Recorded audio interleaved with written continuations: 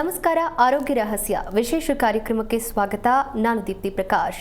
ವೀಕ್ಷಕರೇ, ಇವತ್ತಿನ ಕಾರ್ಯಕ್ರಮದಲ್ಲಿ ಮನುಷ್ಯನ ಎಲ್ಲ ಪಾಪಗಳನ್ನು ಪರಿಹರಿಸುವಂತಹ ಮಾರ್ಗವೇನಾದರೂ ಇದೆಯಾ? ಮಾರ್ಗ ಅನ್ನುವಂತಿದ್ರೆ ಅದು ಯಾವ ಮಾರ್ಗ? ಅದನ್ನು ತಿಳಿಸ್ಕೊಡೋದಕ್ಕೆ ನಮ್ಮ ಜೊತೆ ಇದ್ದಾರೆ ಶ್ರೀಮಾನ್ ಶ್ರೀ ಪುರುಷೋತ್ತಮ್ ದೇಶಿಕ್ ಗುರುಜಿ. ನಮಸ್ಕಾರ ಗುರುಜಿ, ಕಾರ್ಯಕ್ರಮಕ್ಕೆ ಸ್ವಾಗತ. ನಮಸ್ಕಾರ ಗುರುಜಿ. ಮನುಷ್ಯನ ಪಾಪಗಳನ್ನು ಪರಿಹರಿಸುವಂತಹ ಮಾರ್ಗ ಅನ್ನುವಂಥದ್ದು ಏನಾದರೂ ಇದೆಯಾ? ಇದ್ರೆ ಅದು ಯಾವ ಮಾರ್ಗ ಅಂತ ತಿಳಿಸ್ಕೊಡಿ. ಹರಿ ಓಂ ಶ್ರೀ ಗುರುಭ್ಯೋ ನಮಃ. ಪಾಪ ಕರ್ಮ ಸಾಕಷ್ಟು ನಾವು ಸುಮಾರು ಸಲ ಜ್ಞಾಪಿಸ್ಕೋತೀವಿ. ಹೌದು, ಜ್ಞಾಪಿಸ್ಕೋತೀವಿ ಅಂದರೆ ಅದು ಬಂದಿದೆ ಅಂತ ಜ್ಞಾಪಿಸ್ಕೋತೀವಿ. ಇದು ಎಲ್ಲ ಪಾಪಕರ್ಮಗಳು ಗೊತ್ತಿಲ್ಲದೆ ಆಗಿರೋದು, ಗೊತ್ತೂ ಆಗಿರೋದು, ಈ ಥರದ ಹಲವಾರು ಪಾಪಕರ್ಮಗಳು ಇದೆ ಅಂತ ನಾವು ಅಂದ್ಕೊಂಡಿದ್ದೀವಿ. ಆದರೆ ಇದಕ್ಕೆ ಮಾರ್ಗ ಯಾವುದು ಅಂತ ತಿಳ್ಕೊಳ್ತಕ್ಕಂತಹ ಒಂದು ವಿಚಾರ.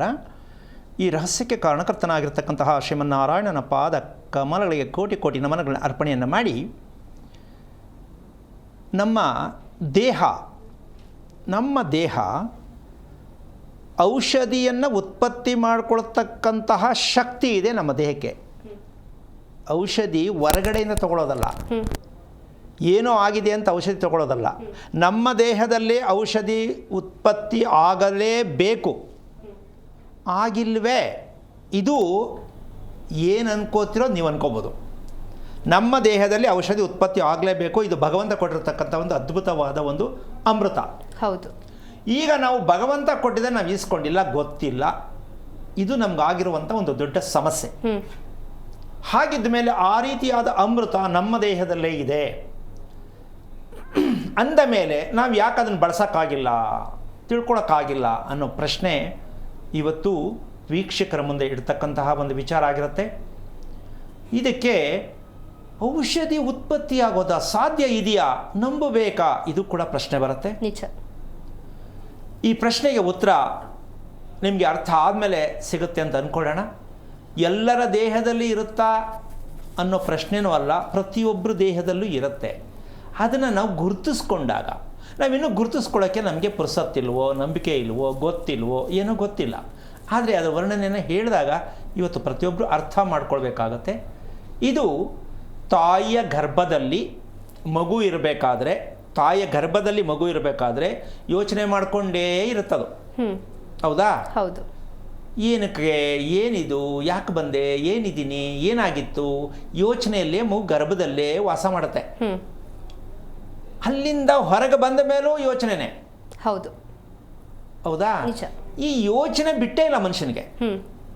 ಮಗು ಗರ್ಭದಲ್ಲಿರಬೇಕಾದ್ರೆ ಮಗುಗೂ ಯೋಚನೆ, ತಾಯಿಗೂ ಯೋಚನೆ ಅಂದ ಮೇಲೆ ಔಷಧಿ ಉತ್ಪತ್ತಿಗೆ ಸಾಧ್ಯನೇ ಇಲ್ಲ ಅನ್ನೋ ಮಟ್ಟಕ್ಕೆ ಆಗುತ್ತೆ. ಹೌದು. ಈ ರೀತಿಯಾದ ಒಂದು ಜಂಜಾಟ ಮಗು ಬಡ್ಕೊಳ್ಳೋದಕ್ಕೆ ನಾವು ಯಾಕೆ ಪಡ್ಕೊತಾ ಇದ್ದೀವಿ, ಯಾಕೆ ಬರುತ್ತದು? ಯಾರಿಗೂ ಇಷ್ಟ ಇಲ್ಲ, ನೆಮ್ಮದಿ ಬೇಕು ಅಂತಲೇ ಎಲ್ಲರೂ ಇರ್ತಾರೆ. ಆದರೆ ಭಯ ಅವರನ್ನು ಆವರಿಸ್ಕೊಂಡಿರತ್ತೆ. ಆ ಭಯ ಯಾಕೆ ಬರಬೇಕು? ಅದೇ ನಮಗೆ ವಿಷ. ಭಯ ಅನ್ನೋದೇ ನಮಗೆ ವಿಷ. ಭಯ ಯಾವ ಮನುಷ್ಯನಿಗಿಲ್ವೋ, ಮಗುವಿಂದ ಹಿಡಿದು ದೊಡ್ಡವರಾದಿವರೆಗೂ ಭಯ ಇಲ್ಲ ಅಂದರೆ ಅದೇ ಔಷಧ. ಒಪ್ಕೋಬೋದಲ್ಲ? ಹೌದು ಹೌದು. ಈಗ ನಾವು ತಿಳ್ಕೊಳ್ತಕ್ಕಂಥ ರೀತಿಯಲ್ಲೇ ನಮ್ಗೆ ಔಷಧ ಇದೆ ಅಂತಕ್ಕಂಥ ಸತ್ಯವನ್ನು ಪ್ರತಿಯೊಬ್ಬರು ಅರ್ಥ ಮಾಡಿಕೊಂಡ್ರೆ ತುಂಬ ಚೆನ್ನಾಗಿರುತ್ತೆ.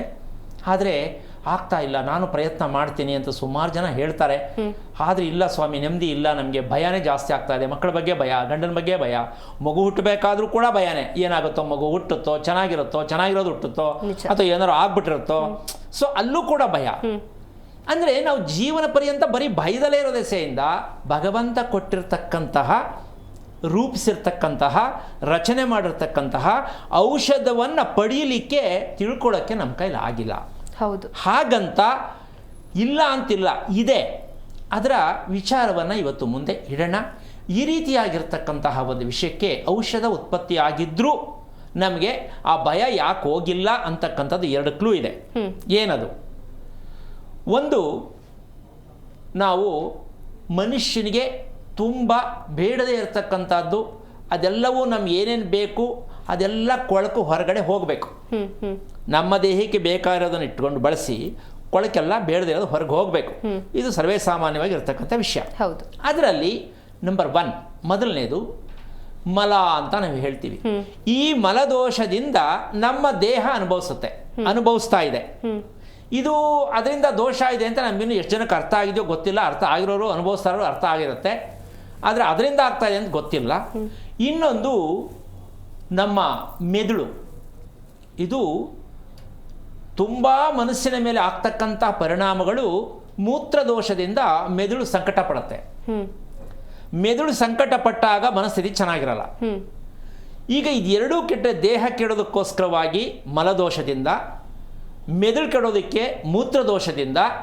ಇದನ್ನು ರಿಪೇರಿ ಮಾಡಿಕೊಂಡು ಮದುವೆ ಮಾಡಿಕೊಂಡ್ರೆ, ರಿಪೇರಿ ಮಾಡ್ಕೋಬೇಕಾ ಬೇಡವಾ? ಹೌದು, ಮಾಡ್ಕೋಬೇಕು. ಮಾಡಿಕೊಂಡು ಮದುವೆ ಮಾಡಿಕೊಂಡ್ರೆ ಒಳ್ಳೆ ಸಂತಾನ ಪ್ರಾಪ್ತಿ.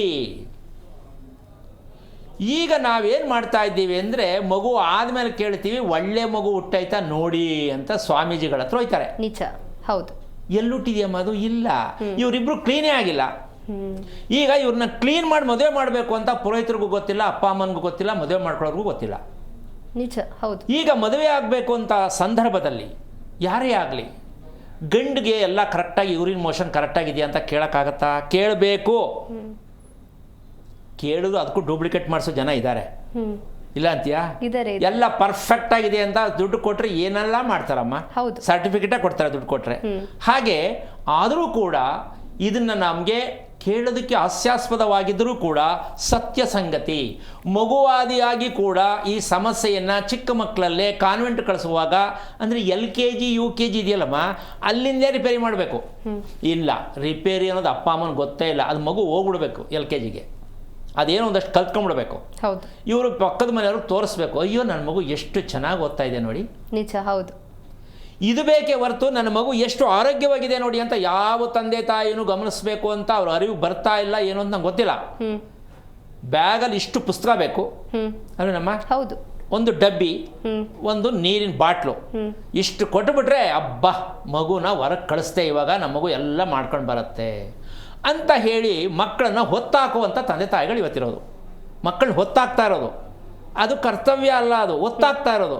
ಹೋಗ್ಬಿಟ್ರೆ ಸಾಕಪ್ಪ. ಯಾಕೆ ಅಂದರೆ ಈ ಬಾಂಡಿಂಗ್ ಯಾಕೆ ಕಮ್ಮಿ ಆಗ್ತಾ ಇದೆ ತಂದೆ ತಾಯಿ ಮಕ್ಕಳಲ್ಲಿ ಅಂದರೆ ಇದಕ್ಕೇನೆ. ಅಪ್ಪನಿಗೊಂದು ಟೆನ್ಷನು, ಅಮ್ಮನಿಗೊಂದು ಟೆನ್ಷನು, ಮಕ್ಳಿಗೆ ತಗೊಂಡೋಗಿ ಆಚೆ ಕಳಿಸ್ಬಿಟ್ರೆ ಬಾಯ್ ಟಾಟಾ ಮಾಡಿಬಿಟ್ರೆ ಮುದಾಯ್ತು. ಇದು ಅವ್ರಿಗೆ ಗೊತ್ತಿಲ್ವಾ? ಗೊತ್ತಿದೆ. ಅಯ್ಯೋ ನನ್ನ ಮಗು ಹೋಗ್ತು, ತಿಂತೋಳು, ಬಾಕ್ಸಲ್ಲಿ ಕಮ್ಮಿ ಮಾಡ್ಕೋತೋ, ಯಾರಿಗಾರು ಕೊಟ್ಬಿಡ್ತಾ, ತಿನ್ನಲಿಲ್ವಾ, ಹಂಗೆ ತರುತ್ತಾ, ನೀರು ಕುಡಿಲಿಲ್ವಾ, ಯೋಚನೆ ಮಾಡ್ತಾರೆ. ಆದರೆ ಆ ಮಗುವಿಗೆ ಪ್ರಜ್ಞೆ ಸ್ಥಿತಿಯನ್ನು ಇವರೇ ಗೊತ್ತಿಲ್ಲದೆ ಕಳೆದುಬಿಟ್ಟಿರ್ತಾರೆ. ಮಗುವಿನಲ್ಲಿ ತಿನ್ನೋ ತಿಂಡಿ, ಕುಡಿಯೋ ನೀರನ್ನು ಪ್ರಜ್ಞಾಸ್ಥಿತಿಯಲ್ಲಿ ಮಗು ಪಡ್ಕೋಬೇಕು. ಆ ಮರವನ್ನು ಕೊಟ್ಟಿರ್ತಾರೆ ತಂದೆ ತಾಯಿನೇ. ಯಾಕೆ ಅಂದರೆ ಹೋಮ್ವರ್ಕ್ ಮಾಡಿದ್ಯಾ? ಹೌದು. ಈ ಒತ್ತಡ ಯಾವಾಗ ಕೊಟ್ಟರು ಮಗುಗೆ ಏನು ತಿನ್ನಬೇಕು, ಏನು ತಿನ್ನಬಾರ್ದು, ಹೊಟ್ಟೆ ಹಸು ಹೋಗ್ತಾ ಗೊತ್ತೇ ಆಗಲ್ಲ. ಸೊ ಅಲ್ಲಿಂದನೇ ಮಗು ಶುರು.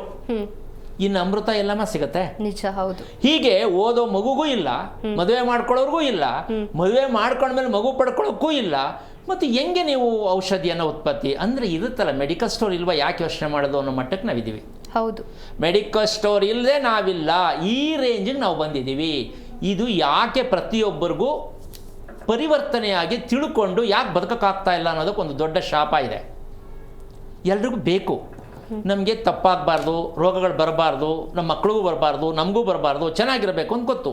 ಆದರೆ ಇದಕ್ಕೆ ಜ್ಞಾನ ಅಂತ ಹೇಳ್ತಾರೆ. ಇದು ಬಂದರೆ ನಾವು ಹೇಗೆ ಬದುಕಬೇಕು ಅಂತಕ್ಕಂಥದ್ದು ಇದಕ್ಕೆ ಜ್ಞಾನ ಅಂತಾರೆ. ಈ ಜ್ಞಾನ ಅನ್ನೋದು ನಮಗೆ ಮುಚ್ಚೋಗಿದೆ. ಈ ಜ್ಞಾನ ಮುಚ್ಚೋಗಿದೆ ಅಂದಮೇಲೆ ನಾವೆಲ್ಲ ಕೂಡ ನಮಗೇನು ನೆನಪು ಬರ್ತಾ ಇಲ್ಲ, ನಾವೇನಕ್ಕೆ ಬಂದೋ, ಏನು ಮಾಡಬೇಕು, ಏನು ಮಾಡಿದ್ರೆ ಚೆನ್ನಾಗಿರ್ತೀವಿ, ಇದೆಲ್ಲ ಬಂಧನದಲ್ಲಿ ಮುಚ್ಚೋಗಿದೆ. ಇದಕ್ಕೆ ಕಾರಣ ಹಿರಿಯರ ಒಂದು ಅನುಗ್ರಹ ನಮ್ಗೆ ಸಿಕ್ಕಿಲ್ಲ.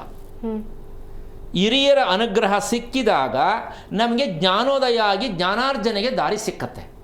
ನಾವು ಅವ್ರನ್ನ ರೂಮಲ್ಲಿ ಸೇರಿಸಿ ಕತ್ಲೆಯಲ್ಲಿ ಲೈಟ್ ಇಲ್ಲದ ಮನೆಯಲ್ಲಿ ಬೀಗ ಹಾಕಿ, 2 ಬೀಗ ಹಾಕ್ಬಿಟ್ಟು ಎಲ್ಲೂ ಹೋಗ್ಬೇಡಿ ನೀವು ಅಂಥೇಳಿ ಕೂಡ ಹಾಕ್ಬಿಟ್ಟಿದ್ದೀವಿ. ಗೊತ್ತಿಲ್ಲದೆ ಅಂದರೆ ಪೂರ್ವಿಕರು ಬಂಧನದಲ್ಲಿ ಇರಬೇಕಾದ್ರೆ ರಕ್ತಕ್ಕೆ ಸಂಬಂಧಪಟ್ಟಂಥ ಕಾಯಿಲೆ ಯೂರಿನ್ ಮೋಷನಿಂದ ಬರುತ್ತಾ ಇಲ್ವಾ? ಹೌದಲ್ಲ? ರಕ್ತಕ್ಕೆ ಸಂಬಂಧಪಟ್ಟಂಥ ಕಾಯಿಲೆ ಅಲ್ಲಿಂದನೇ ಪ್ರಾರಂಭ ಆಗೋದು. ಅದು ಹಿಂದಕ್ಕೆ ಹೋಗೋದು ಬೇಡ, ಸಮಯ ಇಲ್ಲ, ಹೇಳ್ತಾನೆ ಇರ್ತೀನಿ ದಿನ ಕೂಡ. ಈ ರೀತಿ ಆಗಬೇಕಾದ್ರೆ ಇವತ್ತು ನಾವು ಅನುಭವಿಸ್ತಾ ಇರ್ತಕ್ಕಂಥ ಕಾಯಿಲೆಗಳು ರಕ್ತದೋಷದ ಕಾಯಿಲೆಗಳೇ. ಇದಕ್ಕೆ ಕಾರಣ ಹಿರಿಯರಿಗೆ ನಾವು ಮಾಡಿರುವಂಥ ಟಾಟಾ. ಈಗ ಒಂದು ಸೀಸನ್ ಶುರುವಾಗಿದೆ. ಏನು, ಈ ಶಾಸ್ತ್ರ ಮಾಡಿಸೋರಿಗೆ, ಅಂದರೆ ಸತ್ತೋರಿಗೆ ಶ್ರಾದ್ದ ಮಾಡಿಸೋರಿಗೆ ಒಳ್ಳೆ ಸೀಸನ್. ಈಗ 2-3 ಸಂಸಾರಗಳಿದ್ದು ಸಾಕ್ಬೋದು. ಸಂಪಾದನೆ ಚೆನ್ನಾಗಾದಾಗ 2-3 ಸಂಸಾರ ಇದ್ದು ತೊಂದರೆ ಇಲ್ಲ. ಸಂಪಾದನೆ ಇಲ್ಲದೆ ಆದಾಗ ಒಂದು ಸಂಸಾರ ಸಾಕೋದೇ ಕಷ್ಟ ಅಲ್ವೇನಮ್ಮ? ಹಾಗೆ ಒಂಥರ ಸುಗ್ಗಿ ಇದು.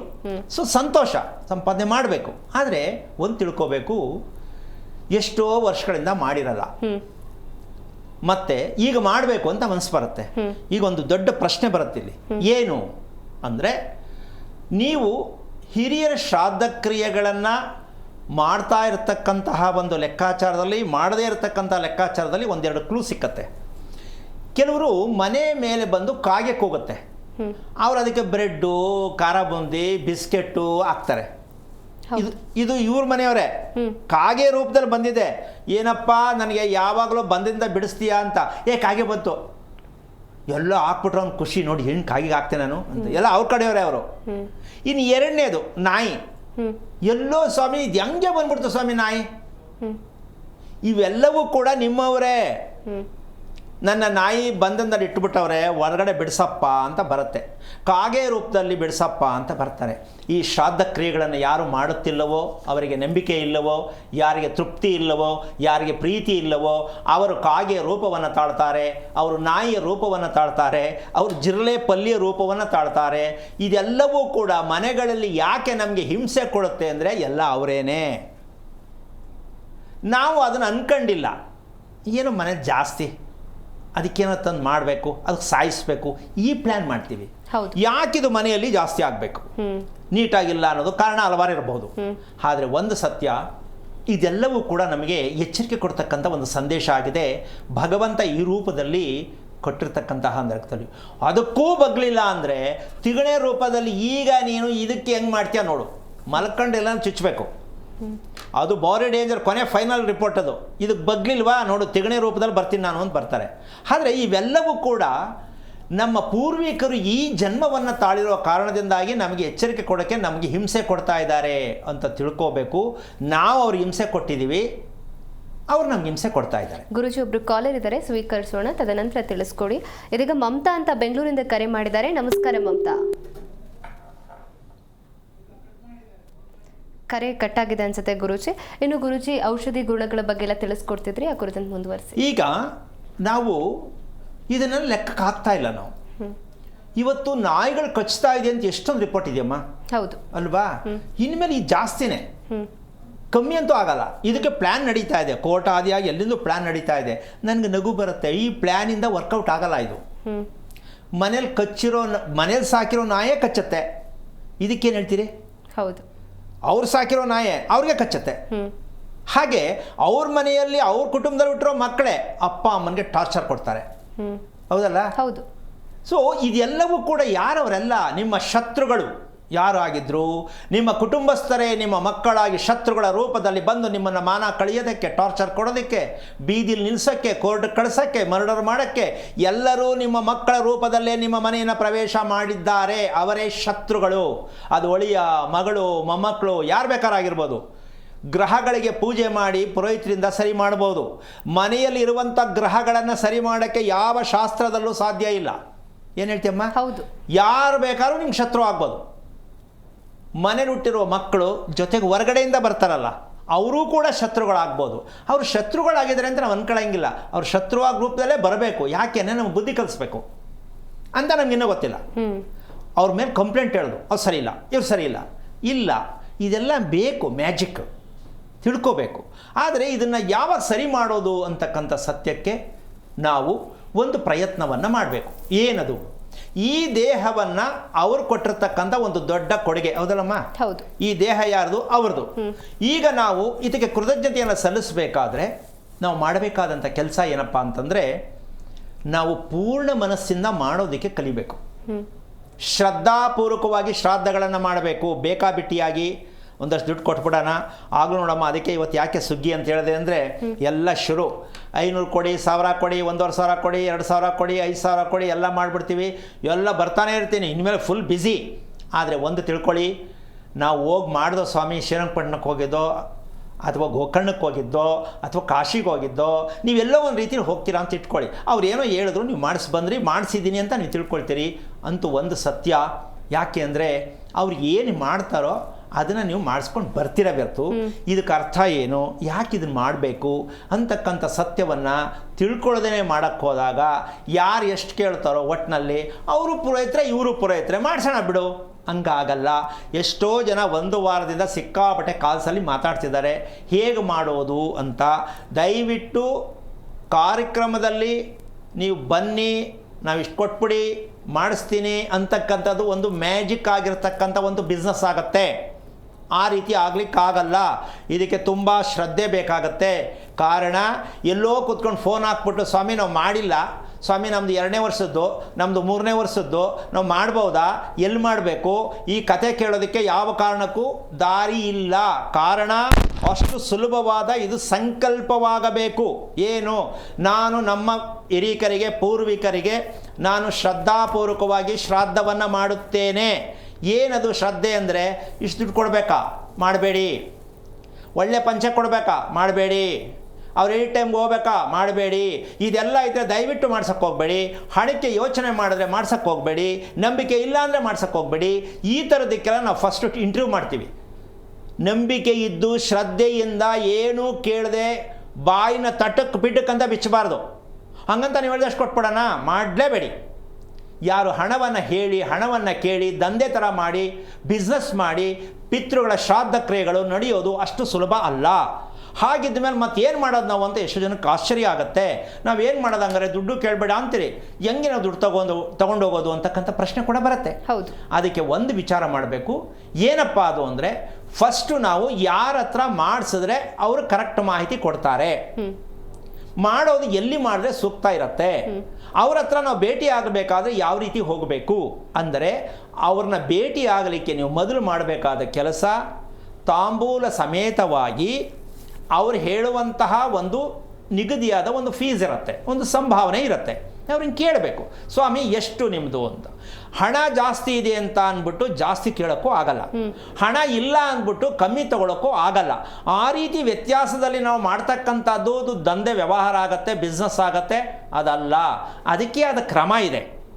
ಏನೇನು ಮಾಡಿಸಿದ್ರೆ ಏನೇನಕ್ಕೆ ಅಮೌಂಟು ಸಂಭಾವನೆ ಆಗತ್ತೆ ಅಂತಕ್ಕಂಥದ್ದು ಪೂರ್ಣವಾಗಿ ತಿಳ್ಕೊಳ್ಳಿ, ನಿಧಾನವಾಗಿ ತಿಳ್ಕೊಂಡು ಏನೇ ಆಗಲಿ ನಾವು ಮಾಡಿಸ್ಲೇಬೇಕು, ಪ್ರೀತಿಯಿಂದ ನಾವು ಮಾಡಿಸ್ತೀವಿ ಅಂತಕ್ಕಂಥ ವಿಚಾರವನ್ನು ತಿಳ್ಕೊಳ್ಳೋದಕ್ಕೆ ಅವರಿಗೆ ಆ ಸಂಭಾವನೆಯನ್ನು ಕೊಟ್ಟ ನಂತರ ಶಿವನ ದೇವಸ್ಥಾನಕ್ಕೆ ಹೋಗಿ ಶಿವನ ದೇವಾಲಯದಲ್ಲಿ ಗಂಟೆಯನ್ನು ಬಾರಿಸಬೇಕು. ಯಾರಿಗೆ? ಹಿರಿಯರಿಗೆ.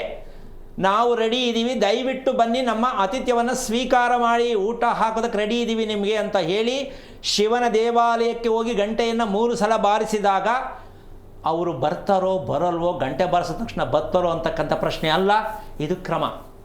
ಇದನ್ನು ಮಾಡಿದ ನಂತರ ನೀವು ಅವರ ಸಂಭಾವನೆಯನ್ನು ಕೊಟ್ಟು, ನಿಮಗೆ ನಂಬಿಕೆ ಇದ್ದರೆ, ತಡ್ಕೊಳ್ಳೋ ಶಕ್ತಿ ಇದ್ದರೆ ಕೊಟ್ಟು ಕ್ರಮ ಕೇಳಬೇಕು. ಎಲ್ಲಿ ಮಾಡೋದು, ಯಾವಾಗ ಮಾಡೋದು, ಎಷ್ಟು ಜನ ಬರಬೇಕು, ಎಲ್ಲಿ ಬರಬೇಕು, ಇಂದ ಮುಂದಿನ ಮಾಡಬೇಕಾದ್ರೆ ನಡ್ಕೋಬೇಕಾದ್ರೆ ಯಾವ ಕ್ರಮಗಳಲ್ಲಿ ನಡ್ಕೋಬೇಕು, ಇದೆಲ್ಲವನ್ನು ತಿಳ್ಕೊಂಡು ನೀವು ಒಂದು ಪೂರ್ಣವಾಗಿರ್ತಕ್ಕಂಥ 100 ಪೇಜಿಂದು ಒಂದು ಬುಕ್ ತಗೋಬೇಕು.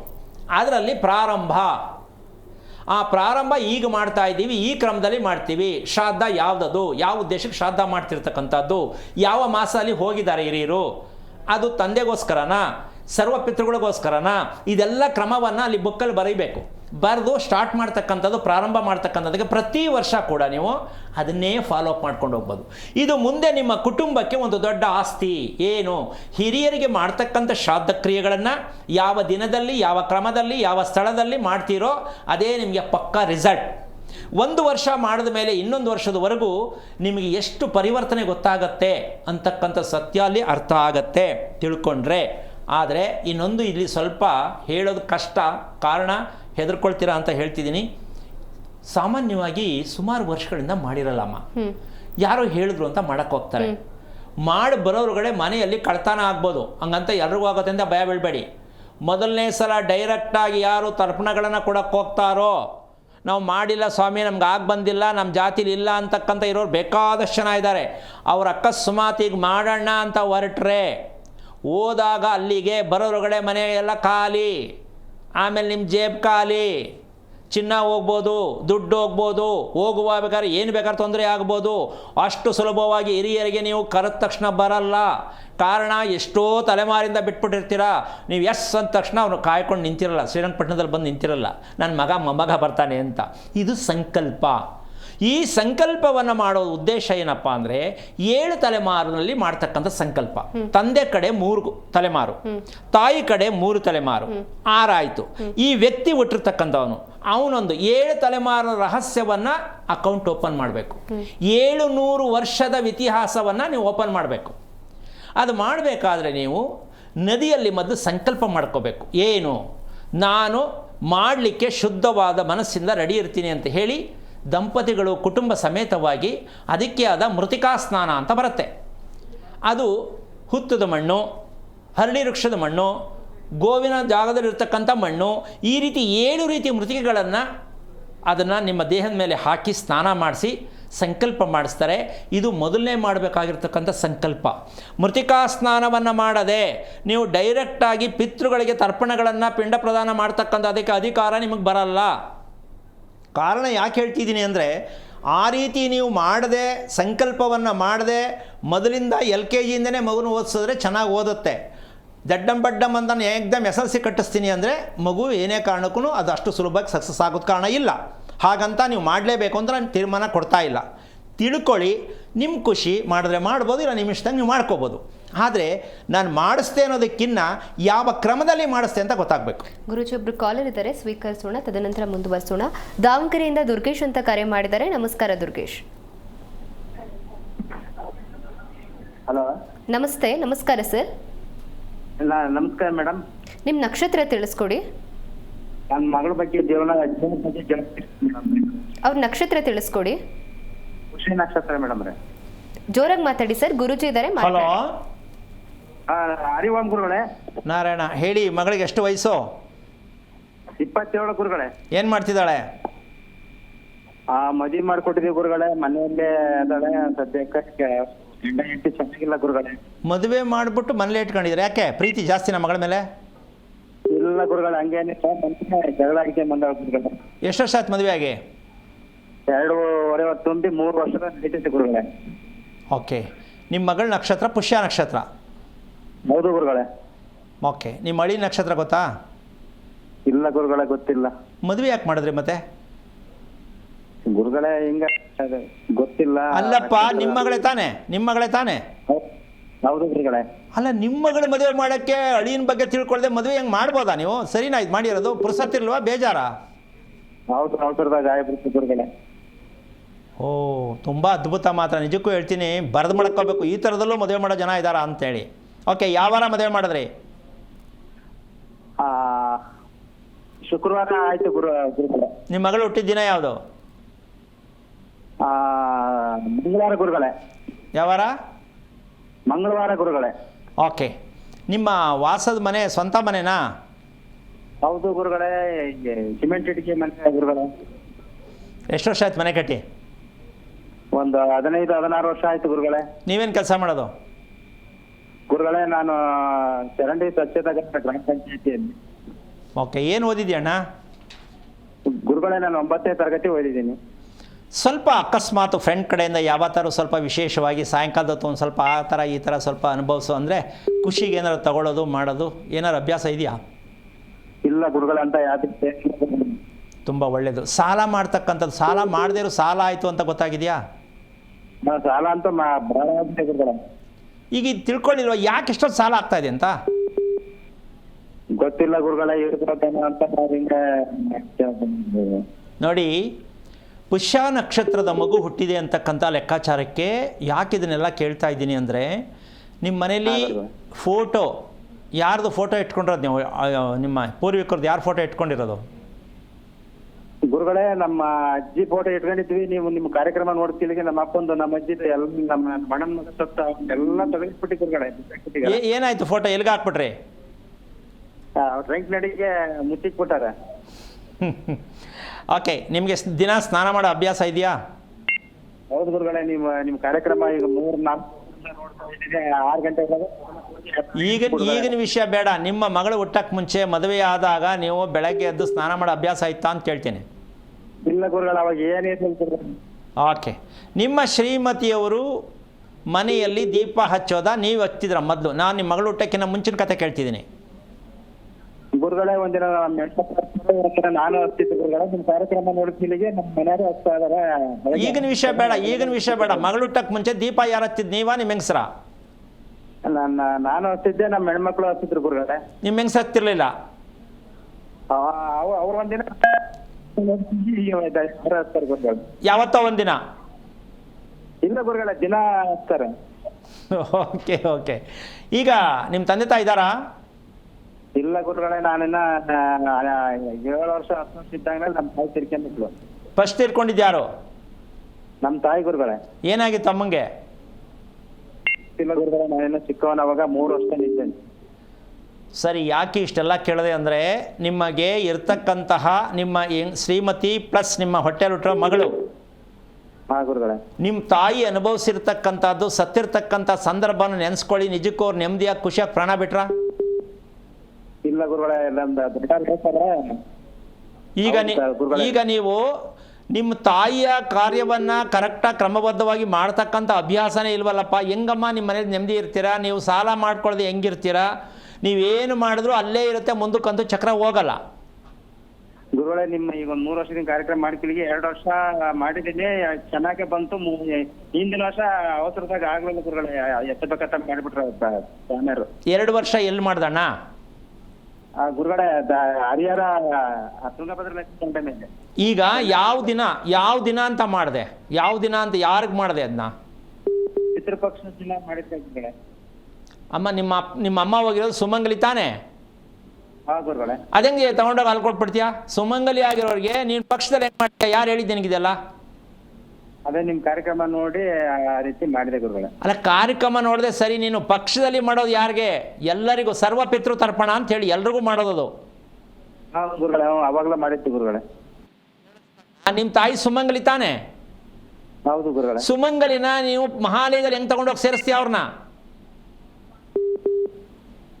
ಅರ್ಥ ಆಯ್ತಾ ಇಲ್ವಾ? ಇಲ್ಲ ಗುರುಗಳೇ, ಅರ್ಥ ಆಗಲಿಲ್ಲ. ಸುಮಂಗಲಿಗೆ ಮಾಡುವ ಶ್ರಾದ್ದ ಬೇರೆ, ಮಹಾಲಯದಲ್ಲಿ ಮಾಡುವ ಶ್ರಾದ್ದ ಬೇರೆ. ನೀನೇನು ಹೋದ್ಸಲ ಎಲ್ಲ ತಗೊಂಡು ಕೊಟ್ಬಿಟ್ಟು ಹೆಂಗದು? ಸುಮಂಗಲಿಗೆ ಶ್ರಾದ್ದ ಮಾಡ್ತಕ್ಕಂಥ ಕರ್ಮವನ್ನು ತೊಳಿ. ನಿಮ್ಮ ಮಗಳ ಜೀವನ ಚೆನ್ನಾಗಾಗತ್ತೆ, ನಿನಗೂ ಸಂಪಾದನೆಯೂ ಚೆನ್ನಾಗಿರುತ್ತೆ, 4 ರೂಪಾಯಿ ಮನೇಲಿ ಉಳಿಯುತ್ತೆ. ಫಸ್ಟು ನಿಮ್ಮ ಅಮ್ಮನಿಗೆ ಸ್ವರ್ಗಕ್ಕೆ ಕಳಿಸ್ತಕ್ಕಂಥ ಪ್ರಯತ್ನವನ್ನು ಮಾಡಬೇಕು. ಇಲ್ಲ ನಿಮ್ಮ ಹೆಂಡತಿಗೆ ಅನಾರೋಗ್ಯ ತುಂಬ ಕಾಡಿಸುತ್ತೆ, ನಿಮ್ಮ ಮಗಳಿಗೆ ಯಾವ ಕಾರಣಕ್ಕೂ ಅಳಿನ ಮೇಲೆ ಕಂಪ್ಲೇಂಟ್ ಹೇಳೋದು ಬೇಡ. ನಿಮ್ಮ ಮಗಳು ನೆಮ್ಮದಿಯಾಗಿರ್ಲಿಕ್ಕೆ ಆಗಲ್ಲ.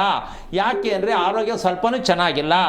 ನಕ್ಷತ್ರವನ್ನು ತಿಳಿದೇ ಮದುವೆ ಮಾಡಿದ್ದೀನ ಅಂದರೆ ಎಂಥ ಅರ್ಜೆಂಟ್ ಮದುವೆ ಇತ್ತು ಲೆಕ್ಕ ಹಾಕೊಳ್ಳಿ ಮಕ್ಕಳಿಗೋಸ್ಕರ. ಈ ತಪ್ಪು ದಾರಿಯನ್ನು ತೊಗೊಂಡೋಗೋದು ಏನಕ್ಕೆ ಅಂದರೆ ಹಿರಿಯರ ಆಶೀರ್ವಾದ ಇಲ್ಲದಕ್ಕೆ. ಈಗ ನೀನು ಫಸ್ಟು ನಿಮ್ಮ ತಾಯಿಗೆ ಸುಮಂಗಲಿಗೆ ಮಾಡ್ತಕ್ಕಂಥದ್ದು ಕ್ರಮ ಎಲ್ಲಿ ಮಾಡಬೇಕು ಅಂತ ತಿಳ್ಕೊಂಡು ಮಾಡಪ್ಪ, ನೆಮ್ಮದಿ ಆಗುತ್ತೆ. ಎದುರು ಬೇಡ, ಖರ್ಚೇನಾರು ಆಗಲಿ ನಮ್ಮ ತಾಯಿಗೆ ಸರಿಯಾಗಿ ಸ್ವರ್ಗಸ್ಥರನ್ನು ಮಾಡಲೇಬೇಕು ಅಂತ ತೀರ್ಮಾನ ಮಾಡು. ಒಳ್ಳೆಯದಾಗಲಿ. ಥ್ಯಾಂಕ್ ಯು ದುರ್ಗೇಶ್ ಅವರೇ, ಕರೆ ಮಾಡಿದ್ದಕ್ಕಾಗಿ. ಗುರುಜಿ, ಒಂದು ವಿರಾಮ ತಗೊಳ್ಳೋಣ, ತೆಗೆದ ನಂತರ ಮಾತನಾಡ್ತಾ ಹೋಗೋಣ. ವೀಕ್ಷಕರೇ, ನೀವು ಕೂಡ ಗುರೂಜಿ ಹತ್ರ ಮಾತನಾಡಬೇಕು ಅಂತ ಹೇಳಿದ್ರೆ ನಿಮ್ಮ ಟಿವಿ ಸ್ಕ್ರೀನ್ ಮೇಲೆ ಕಾಣಿಸ್ತಿರುವಂತಹ ನಂಬರ್ಗೆ ಕರೆ ಮಾಡ್ಬೋದು. ಗುರೂಜಿ ಇದ್ದಾರೆ, ಮಾತನಾಡ್ಬೋದು. ಇದೀಗ ಸುನೀತಾ ಅಂತ ಚಿಕ್ಕ ತಿರುಪತಿಯಿಂದ ಕರೆ ಮಾಡಿದ್ದಾರೆ. ನಮಸ್ಕಾರ ಸುನೀತಾ. ಮೇಡಮ್ ನಮಸ್ತೆ. ನಿಮ್ಮ ನಕ್ಷತ್ರ ತಿಳಿಸ್ಕೊಡಿಮಾ. ನಮ್ಮ ಯಜಮಾನ್ರ ಬಗ್ಗೆ ಕೇಳಬೇಕಾಗಿತ್ತು ಮೇಡಮ್. ಅವ್ರು ಸ್ವಾತಿ ನಕ್ಷತ್ರ, ತುಲಾ ರಾಶಿ. ಗುರೂಜಿ ಇದ್ದಾರೆ, ಮಾತನಾಡಿ. ನಮಸ್ಕಾರ ಗುರುಗಳೇ. ನಾರಾಯಣ, ಹೇಳಿ, ಏನ್ ಮಾಡ್ತಾರೆ ಯಜಮಾನ್ರು? ಯಜಮಾನ್ರು ಒಂದು ಚಿಕ್ಕ ಕಂಪ್ನಿ ಇಟ್ಕೊಂಡಿದ್ದಾರೆ ಗುರುಗಳೇ. ಓಕೆ. ಮದುವೆಯಾಗಿ ಎಷ್ಟು ವರ್ಷ ಆಯ್ತು? ಬಗ್ಗೆ ಒಂದ್ ಸ್ವಲ್ಪ ಕೇಳಬೇಕಾಗಿತ್ತು ಗುರುಗಳೇ. ಓಕೆ, ಆಯ್ತಾಯ್ತು. ಮದುವೆಯಾಗಿ ಎಷ್ಟು ವರ್ಷ ಆಯ್ತು ನೀವು? ಮದುವೆ ಆಗಿ ಈಗ 6 ವರ್ಷ ಆಯ್ತು ಗುರುಗಳೇ. ನಿಮ್ಮ ನಕ್ಷತ್ರ ಏನು? ರೇವತಿ ನಕ್ಷತ್ರ, ಮೀನ ರಾಶಿ. ನಿಮ್ಮ ತಂದೆ ಇದ್ದಾರಾ? ಇಲ್ಲ ಗುರುಗಳೇ, ಅವರು 2001 ಹೋಗ್ಬಿಟ್ರು.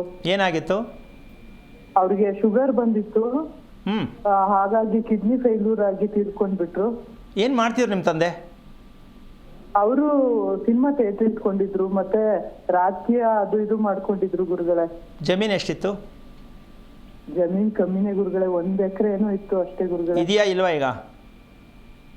ಇದೆ ಅನ್ಸುತ್ತೆ ಗುರುಗಳೇ, ನಮ್ಗಷ್ಟು ಗೊತ್ತಿಲ್ಲ. ನಮ್ಮ ತಾಯಿ ಅವರೇ ಅದೆಲ್ಲ ನೋಡ್ಕೋತಾರೆ, ನಾವೇನೋ ಅದಕ್ಕೆ ಹೋಗಲ್ಲ. ಯಾಕೆ ತಾಯಿ ಮನೆಗೆ ಹೋಗಲ್ವಾ? ತಾಯಿ ಮನೆಗೆ ಹೋಗ್ತೀವಿ ಗುರುಗಳೇ, ಅಷ್ಟೊಂದು ಹೋಗಲ್ಲ. ಆದ್ರೆ ನಿಮ್ಗೆ ಅಣ್ಣ ತಮ್ಮ ಎಷ್ಟು ಜನ? ಒಬ್ಬನೇ ಇದ್ದಾನೆ ಗುರುಗಳೇ, ತಮ್ಮ. ಹೇಗಿದೆ ಅವನ ಜೀವನ, ಮದುವೆ, ಕುಟುಂಬ? ಈಗ 2.5-3 ವರ್ಷ ಆಯ್ತು ಅವ್ನ ಮದ್ವೆ ಆಗಿ, ಈಗ ಒಂದ್ ಮಗು ಆಗಿದೆ ಗುರುಗಳೇ, ಹೆಣ್ಮಗು. ಅಲ್ಲ, ನೆಮ್ಮದಿಯಾಗಿದ್ದಾನ ಅಂತ? ಹಾ ಗುರುಗಳೇ, ಇದ್ದಾನೆ. ಓಕೆ. ನಿಮ್ಮ ದಾಂಪತ್ಯ 6 ವರ್ಷದ್ದು ಹೇಗೆ ಅನಿಸಿದೆ ನಿಮಗೆ? ಖುಷಿ ಕೊಟ್ಟಿದೆಯಾ ಅಥವಾ ಏನೋ ಮಾಡ್ಕೊಂಡು ಹೋಗ್ತಾ ಇದ್ದೀವಿ ಅಂತನಾ? ಚೆನ್ನಾಗಿದೆ ಗುರುಗಳೇ. ನಂದು ತುಂಬಾ ಲೇಟ್ ಮ್ಯಾರೇಜ್ ಗುರುಗಳೇ. ನನಗೆ 40 ವರ್ಷ ಆದಾಗ ಮದ್ವೆ ಆಗಿದ್ದು. ಓಕೆ. ಈಗ ನಿಮ್ಮ ಮದುವೆ ಆದ ದಿನ ಯಾವುದು? 23ನೇ ತಾರೀಕು ಮೇ. ಮದುವೆ ದಿನ ಕೇಳಿದ್ರೆ ಡೇಟ್ ಹೇಳ್ತಿರಲ್ಲಪ್ಪ, ಯಾವ ವಾರದಲ್ಲಿ ಮದುವೆ ಆದ? ಸೋಮವಾರ ಗುರುಗಳೇ. ನೀವು ಹುಟ್ಟಿದ್ದು? ನಾನು ಹುಟ್ಟಿದ್ದು ಸೋಮವಾರನೇ. ಎಷ್ಟು ಚೆನ್ನಾಗಿದೆಯಲ್ವಾ? ಇದಕ್ಕೇನು ಹೇಳುತ್ತೆ ಗೊತ್ತಾ? ತಿಳ್ಕೊಳ್ಳಿ, ಗಾಬರಿ ಆಗಬೇಡಿ. ಹೇಳಿ ಗುರುಗಳೇ. ಜನ್ಮತಾರೆ ಅಂತಾರೆ. ದಿನ ಸಾಯೋರು ಯಾರು ಅಂದರೆ ಮಾನಸಿಕವಾಗಿ ನೀವೇನೆ. ಹುಟ್ಟಿದ ಜನ್ಮವಾರದಲ್ಲಿ ಜನ್ಮತಿಥಿಯಲ್ಲಿ ಯಾರು ಮದುವೆ ಮಾಡ್ಕೋತಾರೋ ಜೀವನ ಪರ್ಯಂತ ಈ ಕಡೆ ಹೇಳಿದ್ರೆ ಆ ಕಡೆ ಬಿದ್ದೋಗುತ್ತೆ, ಆ ಕಡೆ ಹೇಳಿದ್ರೆ ಈ ಕಡೆ ಬಿದ್ದೋಗುತ್ತೆ. ಜೀವನ ಎಲ್ಲ ಬರೀ ಹುಡ್ಕೋದೇ ಜೀವನ. ಬೈದಲ್ಲೇ ಬದುಕಬೇಕು. ಸರಿ ಹೋಗುತ್ತಾ, ಸರಿ ಹೋಗಲ್ವಾ, ನಾಳೆ ಏನಾಗ್ಬೋದು, ಮುಂದೆ ಏನಾಗ್ಬೋದು, ನಾನೇನಾಗ್ಬಿಡ್ತೀನೋ, ನನ್ನ ಗಂಡ ಹೆಂಗ್ರಿ ಬದುಕಿದು? ಯಾವ ಥರ ಇದು ನೀವು ದಮ್ ಕಟ್ಟು ಇಟ್ಕೊಂಡು ಹಿಂಗೆ ಹೋಗ್ತಾ ಇದ್ದೀರಾ ಲೈಫಲ್ಲಿ? ಯಾಕೆ ನೀವು ಇದ್ರ ಬೆಲ್ಲ ಬೇಜವಾಬ್ದಾರಿನ ತಿಳ್ಕೊಬಾರ್ದು ಅಂತನಾ, ಅಥವಾ ನಂಬಿಕೆ ಇಲ್ವಾ, ಹೇಗೆ? ಹಾಗೇನಿಲ್ಲ ಗುರುಗಳೇ. ಮತ್ತೆ ಹುಟ್ಟಿದ ವಾರ ಮದುವೆ ಯಾಕಾಯಿತು? ಓಕೆ, ಒಂದು. ಎರಡನೇ ವಿಷಯ, ನಿಮ್ಮ ನಕ್ಷತ್ರ ರೇವತಿ. ಹೌದು. ಈಗ ನೀವು ಮದುವೆ ಆಗಿರ್ತಕ್ಕಂಥ ದಿನದ ಲೆಕ್ಕ ಹಾಕ್ಕೊಂಡ್ರೆ ಇಲ್ಲಿವರೆಗೂ ಮಾಂಗಲ್ಯ ಸರ ಯಾವಾಗ ಬದಲಾವಣೆ ಮಾಡಿದ್ರಿ? ಒಂದು 3 ವರ್ಷದ ಕೆಳಗಡೆ ಗುರುಗಳೇ. ಏನಕ್ಕೆ? ಅದು ಅಂದ್ರೆ ಬೇರೆ ತಗೊಂಡಿದ್ವಿ, ಅದ್ ಬೇಡ ಅಂತ ಹೇಳಿ ಇದನ್ನ ಬೇರೆ ತಗೊಂಡ್ವಿ. ಮುಂಚೆ ಫಸ್ಟ್ ಮದ್ವೆ ಆದ ತಕ್ಷಣ ಕರಿಮಣಿ ಹಾಕೊಂಡಿದ್ದೆ, ಅದು ಕಟ್ಟಾಗ್ಬಿಡ್ತು ಗುರುಗಳೇ. ಆಮೇಲೆ ಚಿನ್ನದ ಸರ ಆವಾಗ್ಲೇ ಆ ಕಟ್ಟಾಯ್ತು ಅಂದಾಗ್ಲೇ ನಿಮ್ ಯಜಮಾನ್ ರಾಯಸ್ಸು ಅಲ್ಲೇ ಇದ್ದಿದ್ದು. ಅರ್ಥ ಆಯ್ತಾ? ಇನ್ನೊಂದ್ಸಲ ಹೇಳ. ನೋಡಿ ಎಷ್ಟು ಮ್ಯಾಜಿಕ್ ನಡೆದಿದೆ. ನೀವು 6 ವರ್ಷಕ್ಕೆ ಕರಿಮಣಿ ಹಾಕೊಂಡಾಗ ಒಂದ್ಸಲ, ಚೈನ್ ಚೇಂಜ್ ಮಾಡ್ಕೊಂಡಾಗ ಒಂದ್ಸಲ, ಮತ್ತು ಈಗ ಇನ್ನೊಂದ್ಸಲ, ಈ ಥರದಲ್ಲಿ ಮಾಡ್ತಾ ಇರ್ತಕ್ಕಂಥದ್ದು ಏನು ಅಂದರೆ, ನೀವು ಮದುವೆ ಆಗಿರ್ತಕ್ಕಂಥದ್ದು ಸ್ವಲ್ಪ ಸರಿಯಾಗಿ ತಿಳ್ಕೊತಾಯಿ. ನಿಮ್ಮ ಯಜಮಾನರ ಅಕೌಂಟು ಅಂದರೆ ಆರ್ಥಿಕ ಸ್ಥಿತಿ, ಆರೋಗ್ಯ ಸ್ಥಿತಿ, ಜೋಪಾನ ಅಂತ ಹೇಳಿ ಅದು ಮೆಸೇಜ್ ಕೊಟ್ಟಿದೆ. ಅರ್ಥ ಆಯ್ತಾ? ಎರಡನೇ ವಿಷಯಕ್ಕೆ ಬಂದು, ನೀವು ಬೆಳಗ್ಗೆ ಎದ್ದು ಸ್ನಾನ ಮಾಡ್ತಕ್ಕಂಥ ಅಭ್ಯಾಸ ಎಷ್ಟೊತ್ತಿಗೆ? ನನಗೆ 5 ಗಂಟೆಗೆ ಎದ್ದೇಳ್ತೀನಿ ಗುರುಗಳೇ. 5 ಗಂಟೆಗೆ ಸ್ನಾನ ಮಾಡ್ಬಿಡ್ತೀನಿ ಗುರುಗಳೇ. ಸ್ನಾನ ಮಾಡಿ ಅಡಿಗೆ ಮಾಡೋದು. ಹಗಲಲ್ಲಿ ಮಲಗೋದು ಖುಷಿನಾ ನಿಮ್ಗೆ? ರಾತ್ರಿ ಮಲಗೋದು ಖುಷಿನಾ? ರಾತ್ರಿ ಮಲಗೋದು ಖುಷಿ ಗುರುಗಳೇ. ಹಗಲು ನಿದ್ದೆ ಬೆಳಗ್ಗೆ ಹೊತ್ತು ಮಲಗಲ್ವಾ? ಇಲ್ಲ ಗುರುಗಳೇ. ಓಕೆ. ಕಿವಿಯಲ್ಲಿ ಯಾವಾಗಾದ್ರೂ ಸಮಸ್ಯೆ ಗುರುಗಳೇ? ಓಕೆ. ಕಿವಿಯಲ್ಲಿ ಯಾವಾಗಾದ್ರೂ ಸಮಸ್ಯೆ ಕಂಡು ಬಂದಿದ್ದು ಅಥವಾ ಕಾಲಲ್ಲಿ ಝೂಮ್ ಹಿಡಿಯೋದು ಕಂಡದ್ದು, ಎರಡರಲ್ಲಿ ಯಾವುದು?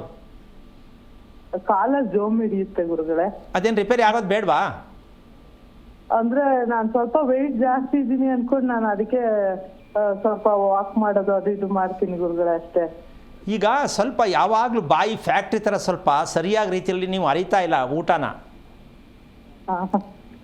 ಚೆನ್ನಾಗಿ ಅಗಿತೀನಿ ಅಂತ ಅನ್ಕೋತೀರಾ ನೀವು? ಊಟ ಚೆನ್ನಾಗಿ ಅಗಿತಾ ಇದ್ದೀರಾ ನೀವು? ಇಲ್ಲ. ಯಾರಿಗೆ ಕಾಲು ನೋವಿದೆ, ಮಂಡಿ ನೋವಿದೆ ಅಂದ ಮೇಲೆ ಊಟ ಚೆನ್ನಾಗಿ ಅಗಿತಾ ಇಲ್ಲ, ಗೊಳಮ್ ಅಂತ ನುಂಕೊಂಬಿಡೋದು ಅರ್ಜೆಂಟು. ಮುಂಚೆ ಹಾಗೆ ಮಾಡ್ತಿದ್ದೆ ಗುರುಗಳೇ. ಇತ್ತೀಚೆಗೆ ತುಂಬಾ ಲೇಟ್ ಆಗಿ ತಿಂತೀನಿ. ಅಂದ್ರೆ ಸ್ವಲ್ಪನೇ ಹಾಕೊಂಡು ಚೆನ್ನಾಗಿ ಅಗ್ದ್ಬಿಟ್ಟು ತಿಂತೀನಿ ಗುರುಗಳೇ ಇತ್ತೀಚೆಗೆ, ಸುಮಾರು ಒಂದ್ 3-4 ವರ್ಷದಿಂದ. ಅದು ಯಾವಾಗ ಗೊತ್ತಾಯ್ತು ಈ ಥರ ತಿನ್ಬೇಕಂತ? ನನಗೆ ಅನ್ನಿಸ್ತು ಗುರುಗಳೇ, ನಾವೇ ಸುಮ್ಮನೆ. ಸಂತೋಷ. ಈಗ ನಿಮ್ಮ ಯಜಮಾನರು ರಾತ್ರಿ ಊಟ ಎಷ್ಟೊತ್ತಿಗೆ ಮಾಡೋದು? ಅವರು ಒಂದೊಂದ್ಸಲ 7 ಆಫೀಸಿಂದ ಬಂದಂಗೆ ಗುರುಗಳೇ, 7:30ಗೆ ಬಂದ್ರೆ 7:30ಗೆ ಊಟ ಮಾಡ್ಬಿಡ್ತಾರೆ. ಲಾಂಗ್ ಟೈಮ್ ಅಂದ್ರೆ ಲಾಂಗ್ ಅಂದ್ರೆ 9:30 ಆಗ್ಬೋದಾ? ಲೇಟ್ ಅಂದ್ರೆ ಗುರುಗಳೇ 9:30 ಅಂದ್ರೆ ಅವ್ರು ಬಂದ ಊಟ ಮಾಡ್ತಾರೆ. ಹೌದು ಗುರುಗಳೇ. ಊಟ ಮಾಡಾದ್ಮೇಲೆ ಎಷ್ಟು ಸಮಯ ಟಿವಿ ನೋಡ್ತಾರಾ, ಮಾತಾಡ್ತಾರಾ, ಏನ್ ಅವ್ರ ಹ್ಯಾಬಿ? ಮಾತಾಡ್ತಾ ಇರ್ತಾರೆ. ಟಿವಿ ಆನ್ ಮಾಡಿರ್ತೀವಿ ಆದ್ರೆ ನೋಡಲ್ಲ. ಅಂತೂ ಅದ್ರ ಪಣ ಓಡ್ತಾ ಇರ್ಬೇಕು ಅಷ್ಟೇ ಗುರುಗಳೇ. ಓಕೆ. ಈಗ ಮಲ್ಕೊಂಡ ತಕ್ಷಣ ನಿದ್ದೆ ನಿಮಗೆ ಬರುತ್ತಾ, ನಿಮ್ಮ ಯಜಮಾನ್ರಿಗೆ ಬರುತ್ತಾ? ಮಲ್ಕೊಂಡ ತಕ್ಷಣ ಫಸ್ಟ್ ನಿದ್ದೆ ಬರುತ್ತೆ ಗುರುಗಳೇ. ಓಕೆ. ಬೆಳಗ್ಗೆ ಫಸ್ಟ್ ಹೇಳೋದು ಯಾರು, ನೀವ ಅವರ? ಇಬ್ರು ಒಟ್ಟಿಗೆ ಹೇಳ್ತೀವಿ ಗುರುಗಳೇ. ಬೆಳಿಗ್ಗೆ ಹೇಳ್ಬೇಕಾದ್ರೆ ಮೈ ನೋವು ಕಾಣಿಸ್ತಕ್ಕಂಥದ್ದು ನಿಮ್ಗ, ನಿಮ್ಮ ಯಜಮಾನ್ರಾಗ? ಅವ್ರಿಗೆ ಸ್ವಲ್ಪ ಗುರುಗಳೇ. ಈಗ ನಿಮ್ಮ ಮನೆ ಎಷ್ಟು ವರ್ಷದ್ದು? ಇದು ನಾವು ಬಂದು 3 ವರ್ಷ ಆಗಿದೆ ಗುರುಗಳೇ. ಈಗ ಇದು ಕಟ್ಟಿರೋ ಮನೆ ತಗೊಂಡಿರೋದು ನಾವು. 3 ವರ್ಷ ಆಯ್ತಾ ಬಂದು? ಗುರುಗಳೇ. ಯಾವ ದಿಕ್ಕು ಬಾಗಿಲು? ಪೂರ್ವ ಗುರುಗಳೇ. ರಸ್ತೆ? ಬಾಗಿಲು. ರಸ್ತೆ? ರಸ್ತೆ ಪಶ್ಚಿಮಕ್ಕೆ ಮೇನ್ ರೋಡ್ ಬರುತ್ತೆ, ಹೈವೇ. ನೀವು ಪೂರ್ವದಲ್ಲಿ ಅಂದರೆ ನಿಮಗೆ ರಸ್ತೆ ಕಡೆ ಬಾಗ್ಲಿಲ್ಲ? ಇಲ್ಲ ಗುರುಗಳೇ, ಇದು ಲೇಔಟ್ ಗುರುಗಳೇ. ನಾವು ಒಳಗಡೆ ಇದೀವಿ ಗುರುಗಳೇ. ಓಕೆ, ಎಷ್ಟು ಫ್ಲೋರ್ ಮನೆ ಅದು? ಇದು ಡೂಪ್ಲೆಕ್ಸ್ ಗುರುಗಳೇ, ಇಂಡಿವಿಜುವಲ್. ಓಕೆ, ಯಾವ ಊರು ನಿಮ್ಮದು? ತಿರುಪತಿ ಗುರುಗಳೇ. ಓಕೆ, ಅಲ್ಲಿ ನೀವು ಒಂದು ತಿಳ್ಕೋಬೇಕು, ಪಶ್ಚಿಮಕ್ಕೆ ರಸ್ತೆ ಇದ್ದ ಮೇಲೆ ಬಾಗ್ಲು ಕೊಡ್ಬೇಕಾ ಬೇಡವಾ ಅಲ್ಲಿಗೆ? ಕೊಡ್ಬೇಕು ಗುರುಗಳೇ. ಯಾಕೆ ಕೊಟ್ಟಿಲ್ಲ? ಅಲ್ಲಿಗೆ ಮೇನ್ ಗೇಟ್ ಬರುತ್ತೆ ಗುರುಗಳೇ. ಅಲ್ಲ, ಅದು ಹಂಗೆ ಬರಲ್ಲ, ಲೆಕ್ಕಕ್ಕೆ ಬರಲ್ಲ. ನಮಗೂ ತುಂಬ ಈಸಿಯಾಗಿ ಚೇಂಜ್ ಆಗ್ಬಿಡ್ತೀವಿ. ಕೆಂಪೇಗೌಡ ಹೆಸರು ಸರಿ ಇಲ್ಲ ಅಂದರೆ ಇನ್ನೊಂದು ಹೆಸರೈತೆ ಸ್ವಾಮಿ ಅಂದ್ಬಿಟ್ರೆ ಅದು ಹೆಂಗಾಗತ್ತೆ? ಅದು ಆಗಲ್ಲ. ಒಂದು ಮನೆಗೆ 2 ಬಾಗಿಲು ಇರಲೇಬೇಕು. ಪಶ್ಚಿಮಕ್ಕೆ ರಸ್ತೆ ಇದೆ ಅಂದರೆ ನೀವು ತಿರ್ಕೊಂಬಿಟ್ಟು ಉತ್ತರಕ್ಕೋ ಪೂರ್ವಕ್ಕೆ ಇಟ್ಕೊಂಡ್ಬಿಟ್ರೆ ಬುದ್ಧಿವಂತರ ಲಕ್ಷಣ ಇದು. ಈಗ ಮನೆ ನಿಮ್ಮ ಕೈಗೆ ಸಿಕ್ಕಿದೆ ಅಂದಮೇಲೆ ಯಾರು ಚೆನ್ನಾಗಿರೋ ಮನೆ ಸೇಲ್ ಮಾಡ್ತಾರ? ಸ್ವಲ್ಪ ಯೋಚನೆ ಮಾಡ್ಬೇಕಲ್ವಾ? ಹೌದು, ಅಂದ್ರೆ ಇದು ಹೊಸ್ದಾಗಿ ಕಟ್ಟಿರೋ ಲೇಔಟ್ ಗುರುಗಳೇ. ಒಂದು ನಿಮಿಷ, ಅದು ಹೊಸ್ದಾಗಿ ಕಟ್ಟಲಿ ಯಾವಾಗಾರು ಕಟ್ಟಲಿ, ಒಂದು ಮನೆಯನ್ನು ಸೇಲ್ ಮಾಡಬೇಕಾದ್ರೆ ಆ ಮನೆಯಲ್ಲಿ ಮುಖ್ಯವಾದ ದ್ವಾರ 2 ಬಾಗಿಲು ಇರ್ತಕ್ಕಂಥ ಮನೆ ಶ್ರೇಷ್ಠ. ಇಲ್ಲ ಗಂಡಸಿಗೆ ತುಂಬ ಶ್ರಮ, ಬೇಜಾರು, ಯೋಚನೆ, ಸಿಕ್ಕಾಬಟ್ಟೆ ಕಷ್ಟ ಆಗ್ತದೆ ಅಂತ ಸಿಕ್ಕಾಬಟ್ಟೆ ನೋವು ಮಾಡ್ಕೋತಾರೆ ಮನಸ್ಸಿಗೆ. ಅರ್ಥ ಆಗ್ತಿದ್ಯಾ? ಸಿಂಪಲ್ ಆಗಿದೆ, ಏನು ಗಾಬರಿ ಆಗೋದು ಬೇಕಾಗಿಲ್ಲ. ಮೊದಲು ಮನೆ ತೊಗೊಂಡಿದ್ವಿ, ಅದರ ಅಳತೆ ಎಷ್ಟು, ಯಾವ ರೀತಿಯಾಗಿ ನಾವು ತಿಳ್ಕೋಬೇಕು ಅಂತ ತಗೊಂಡು ಮೊದಲು ತೀರ್ಮಾನ ಮಾಡ್ಕೊಳ್ಳೋದಕ್ಕೆ. ಮತ್ತು ಪಶ್ಚಿಮಕ್ಕೆ ಈಗ ಹೇಳಿದೆ ಅಂದ್ಬಿಟ್ಟು ಆರೇ ತಗೊಂಡು ನಾಳೆ ಬೆಳಗ್ಗೆ ಹೊಡೆದ್ಬಿಟ್ಟಿರ, ಆಮೇಲೆ ಅದು ಬೇರೆ ಇನ್ನೊಂದು ಅಧ್ವಾನ ಮಾಡ್ಕೊಂಡ್ಬಿಟ್ಟಿರ, ಆಮೇಲೆ ಇದೊಂದು ಕಷ್ಟ. ಹೇಳಿದ್ರೆ ತಿಳ್ಕೋಬೇಕು ಮುಖ್ಯ ಮೇನ್ ಡೋರ್ ಎಲ್ಲಿದೆ, ಈಗ ಬ್ಯಾಕ್ ಡೋರ್ ಕೊಡ್ಬೇಕಾದ್ರೆ ಯಾವ ಥರ ಕೊಡಬೇಕು, ಅದಕ್ಕೆ ಕಾಂಬಿನೇಷನ್ ಹೆಂಗೆ ಬರುತ್ತೆ, ಮನೆ ಆಯುವರ್ಗ ಎಷ್ಟಿದೆ, ಇದೆಲ್ಲ ತಿಳ್ಕೊಳ್ಳೋದಕ್ಕೆ ಪ್ರಯತ್ನ ಪಟ್ಟಾಗ ನಿಮ್ಮ ಯಜಮಾನರಿಗೆ ಆಗಲಿ ನಿಮಗೆ ಆಗಲಿ ಈ ರೀತಿ ಒತ್ತಡ ಮನಸ್ಥಿತಿ ಕಡಿಮೆ ಆಗಬೇಕಾ? ಹಿಂಗೆ ಯೋಚನೆ ಮಾಡ್ಕೊಂಡು ಬದುಕಬೇಕಾ? ಕಡಿಮೆ ಆಗ್ಬೇಕು ಗುರುಗಳೇ. ಎರಡನೇ ವಿಷಯ, ನಿಮ್ಮ ಯಜಮಾನರಿಗೆ ಕರೆಕ್ಟ್ ರೀತಿಯಲ್ಲಿ ಆಹಾರ ಪಚನ ಆಗ್ತಾ ಇಲ್ಲ ಅಂದರೆ ಅರಗೋದು ಸ್ವಲ್ಪ ಕಷ್ಟ ಇದೆ. ಹೌದು ಗುರುಗಳೇ. ಈಗ ಅದನ್ನು ತಿಳ್ಕೊಳ್ದೆ ನೀವು ಹುಷಾರಿಲ್ಲ ಅಂತ ಅಂದ್ಕೊಂಡು ಮೆಡಿಸಿನ್ಗಳು ತಿಂತಾ ಇದ್ರೆ ಒಳಗಡೆ ಫುಲ್ ಎಲ್ಲ ಟೈಟ್ ಆಗಿಬಿಡ್ತದೆ, ಯಾವುದು ಹೊರಗೆ ಬರೋದೇ ಇಲ್ಲ. ಆಮೇಲೆ ಅದನ್ನು ಮಾಡೋದು ಬದಲು ಯಾವ ರೀತಿಯಾಗಿ ಊಟ, ಯಾವ ಸಮಯಕ್ಕೆ ಊಟ, ಹೇಗೆ ಊಟ, ಇದೆಲ್ಲ ತಿಳ್ಕೊಳ್ಳೋದು, ಮನೆಯನ್ನು ತಿಳ್ಕೊಳ್ಳೋದು, ಇಷ್ಟು ಕೆಲಸ ಮಾಡಿ ಹೆದರ್ಕೋಬೇಡಿ. ಒಳ್ಳೆಯದಾಗಲಿ. ಥ್ಯಾಂಕ್ ಯು ಸುನೀತಾ ಅವರೇ, ಕರೆ ಮಾಡಿದ್ದಕ್ಕಾಗಿ. ಗುರುಜಿ, ಇನ್ನೊಬ್ರು ಕಾಲರ್ ಇದ್ದಾರೆ, ರಾಜೇಶ್ವರಿ ಅಂತ ಬೆಂಗಳೂರಿಂದ ಕರೆ ಮಾಡಿದ್ದಾರೆ. ನಮಸ್ಕಾರ ರಾಜೇಶ್ವರಿ. ನಮಸ್ತೆ ಮೇಡಮ್. ನಿಮ್ಮ ನಕ್ಷತ್ರ ತಿಳಿಸ್ಕೊಡಿ ಮಾ.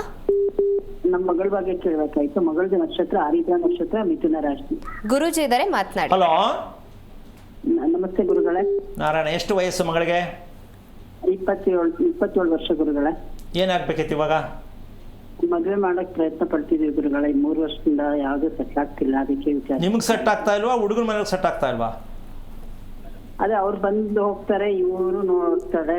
ಅವ್ರು ಸೆಟ್ ಆದ್ರೆ ಇವ್ರಿಗೆ ಆಗಲ್ಲ, ಇವ್ರಿಗೆ ಸೆಟ್ ಆದ್ರೆ ಅವ್ರಿಗೆ ಆಗಲ್ಲ, ಆ ರೀತಿ. ಅಲ್ಲ, ನಿಮ್ಮ ಮಗಳು ಮದುವೆಗೆ ಒಪ್ಪಿಕೊಂಡು ಹುಡುಗನ್ನ ನೋಡುವಂತ ಮಟ್ಟಕ್ಕೆ ಅವ್ರು ಕಾಫಿನೋ ಟೀನೋ ಶರ್ಬತ್ತೋ ಕೊಡಿಸ್ತೀರಾ ಅಂತ ಇಟ್ಕೊಳ್ಳಿ. ಹುಡುಗ ಬಂದಾಗ ಹೌದು, ಖುಷಿಯಾಗಿ ಮಡಗ್ತಾಳ, ಏನೋ ನೀವು ಹೇಳಿದ್ದೀರಾ ಅಂತ ತಂದು ಮಡಗ್ಬಿಟ್ಟು ಹೋಗ್ತಾಳ ಅಂತ? ಕುಕ್ಕೋದು, ಇಡೋದು, ಇವೆಲ್ಲ ಲೆಕ್ಕ ಇಲ್ಲ.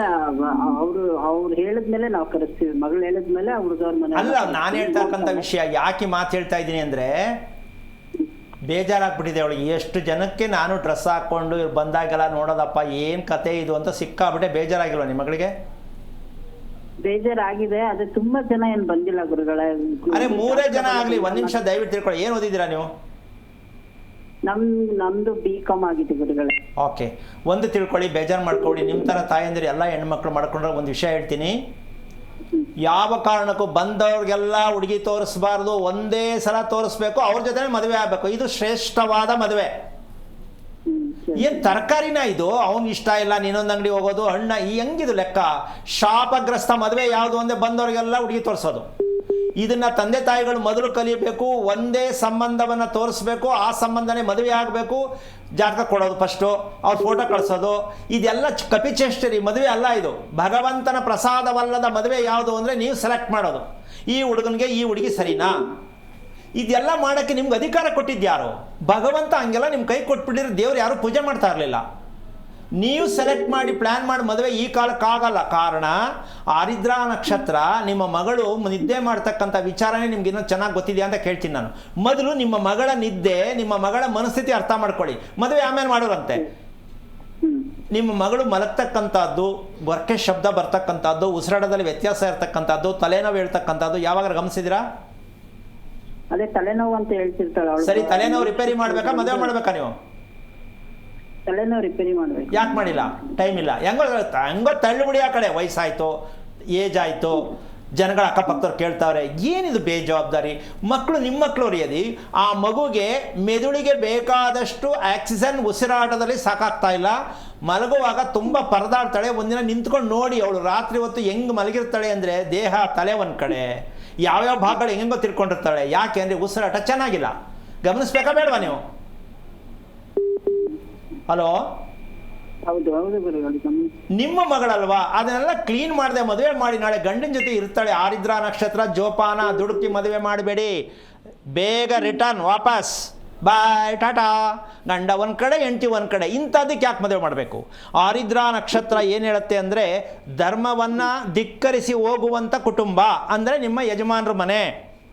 ನಂಬಲ್ಲ, ಯಾವುದನ್ನು ಕರೆಕ್ಟಾಗಿ ನಡ್ಕೊಳ್ಳಲ್ಲ, ಅವ್ರ ಇಷ್ಟ ಹೆಂಗಿದೆಯೋ ಹಂಗೆ ನಡ್ಕೊಂಡು ಬಂದಂಥ ಫ್ಯಾಮಿಲಿ ನಿಮ್ಮ ಯಜಮಾನ್ರ ಮನೆ. ಏನು ಹೇಳ್ತೀರಾ? ಹೌದು ಗುರುಗಳೇ. ಹಾಗಿದ್ದ ಮೇಲೆ ಹೆಣ್ಣು ಮಗಳಿಗೆ ಬರೋದು. ಅಪ್ಪ ಮಾಡಿದ ಆಸ್ತಿ ಎಲ್ಲ ಹೆಣ್ಣು ಮಕ್ಕಳಿಗೆ ಬರೋದು. ಏನು ರೋಗ ಇದ್ದರೂ ಹೆಣ್ಣು ಮಗಳಿಗೆ ಬರುತ್ತೆ, ಸಮಸ್ಯೆ ಇದ್ದರೂ ಹೆಣ್ಣು ಮಗಳಿಗೆ ಬರುತ್ತೆ. ಅವನು 2-3 ಮದುವೆ ಆಗಿರೋ ಅವಳಿಗೂ ಮದುವೆ ಆಗುತ್ತೆ. ಈ ಕರ್ಮ ತಿಳ್ಕೊಳ್ಳಿ ಫಸ್ಟು. ಹೆಣ್ಣು ಮಗಳಿಗೆ ತಂದೆ ವಂಶದ ಪೂರ್ಣವಾದ ಸತ್ಯ ಹೆಣ್ಣು ಮಗಳ ತಲೆ ಮೇಲೆ ಇರುತ್ತೆ. ಆ ಭಾರ ಇಳಿಸ್ಬೇಕಾ ಬೇಡವಾ? ಇಳಿಸ್ಬೇಕು ಗುರುಗಳು. ಈಗ ಅದಕ್ಕೆ ಏನ್ ಮಾಡ್ಬೇಕು? ಒಂದು ನಿಮಿಷ, ಆ ಭಾರ ಇಳಿಸೋದಕ್ಕೆ ಪ್ರಯತ್ನ ಮಾಡಿ. ನೀವು ಹುಡುಕಬೇಡಿ, ಒಳ್ಳೆ ರೀತಿ ಮದುವೆ ಆಗತ್ತೆ. ನಿಮ್ಮ ಮಗಳನ್ನ ಆರೋಗ್ಯ ಸರಿ ಮಾಡಿ, ನೀವು ನೆಮ್ಮದಿಯಾಗಿ ಕನ್ಯಾದಾನ ಮಾಡಿ. ಅದು ಹೇಗೆ ಮಾಡಬೇಕು? ಆರಿದ್ರ ನಕ್ಷತ್ರಕ್ಕೆ ಪ್ರತಿ ವರ್ಷ ಮೃತ್ಯುಂಜಯ ಹೋಮ ಆಗಬೇಕು. 27-28 ವರ್ಷ ಆಗಿದೆ. 1 ವರ್ಷನಾದ್ರು ಮಾಡಿಸಿದ್ರೆ ಸ್ವಲ್ಪ ಯೋಚನೆ ಮಾಡಿ. ಯಾಕಿದೆಲ್ಲ ತಿಳ್ಕೊಳ್ಳಿಲ್ಲ ನೀವು? ಸುಮ್ಮನೆ ಮಕ್ಕಳು ಬೆಳೆಸೋದು, ಊಟ ಹಾಕ್ಬಿಡೋದು, ಕಾಲೇಜಿಗೆ ಕಳಿಸ್ಬಿಡೋದು, ಇಷ್ಟೇನಾ ಜೀವನ? ಸ್ವಲ್ಪ ಯೋಚನೆ ಮಾಡಿ. ಆರಿದ್ರ ನಕ್ಷತ್ರ ಶಿವನ ನಕ್ಷತ್ರ ಅಂತ ಹೇಳ್ತಾರೆ, ಇರ್ತಾರಲ್ಲ ಕಿತ್ತೋದ್ರು ಹೇಳೋಕ್ಕೆ, ಶಿವ ಹುಟ್ಟಿದ್ದು ಕಣ್ರಿ ಅಂತ. ಅವ್ರ ಮಾತು ಕೇಳ್ಬಿಟ್ಟು ಸುಮ್ಮನೆ ಆಗ್ಬಿಡೋದು, ಹೌದಲ್ಲ? ಹಾಂ, ಶಿವನ ನಕ್ಷತ್ರ ಅಂತೆ. ಎಲ್ಲ ಬರೀ ಸುಳ್ಳು. ಅಲ್ಲೇ ಹೋಗಿ ಕೇಳ್ತೀರಾ, ಅಲ್ಲೇ ತಗಲಾಕೋತೀರಾ, ಮಕ್ಕಳನ್ನೂ ಹಾಳು ಮಾಡಿ ನೀವು ನೆಮ್ಮದಿ ಹಾಳು ಮಾಡ್ಕೋತೀರಾ. ಮಾಡ್ಕೋಬೇಡಿ. ಶಾಸ್ತ್ರಗಳ ಹತ್ರ ಹೋಗ್ಬಿಟ್ಟು ಶಾಸ್ತ್ರ ಕೇಳಿ ಮದುವೆ ಆಗುತ್ತೆ ಅಂತ ಕೇಳಬೇಡಿ. ನನ್ನ ಮಗಳಿಗೆ, ನನ್ನ ಮಗನಿಗೆ ಏನು ಮಾಡಬೇಕು ಅದನ್ನು ತಿಳ್ಕೊಳ್ಳೋಕೆ ಪ್ರಯತ್ನ ಮಾಡಿದಾಗ ನೀವು ಮದುವೆಗಳ ಕಾಯಬೇಕಾಗಿಲ್ಲ, ಯೋಚನೆ ಮಾಡಬೇಕಾಗಿಲ್ಲ, ಹರಕೆ ಕಟ್ಟಬೇಕಾಗಿಲ್ಲ, ಶಾಸ್ತ್ರ ಕೇಳಬೇಕಾಗಿಲ್ಲ.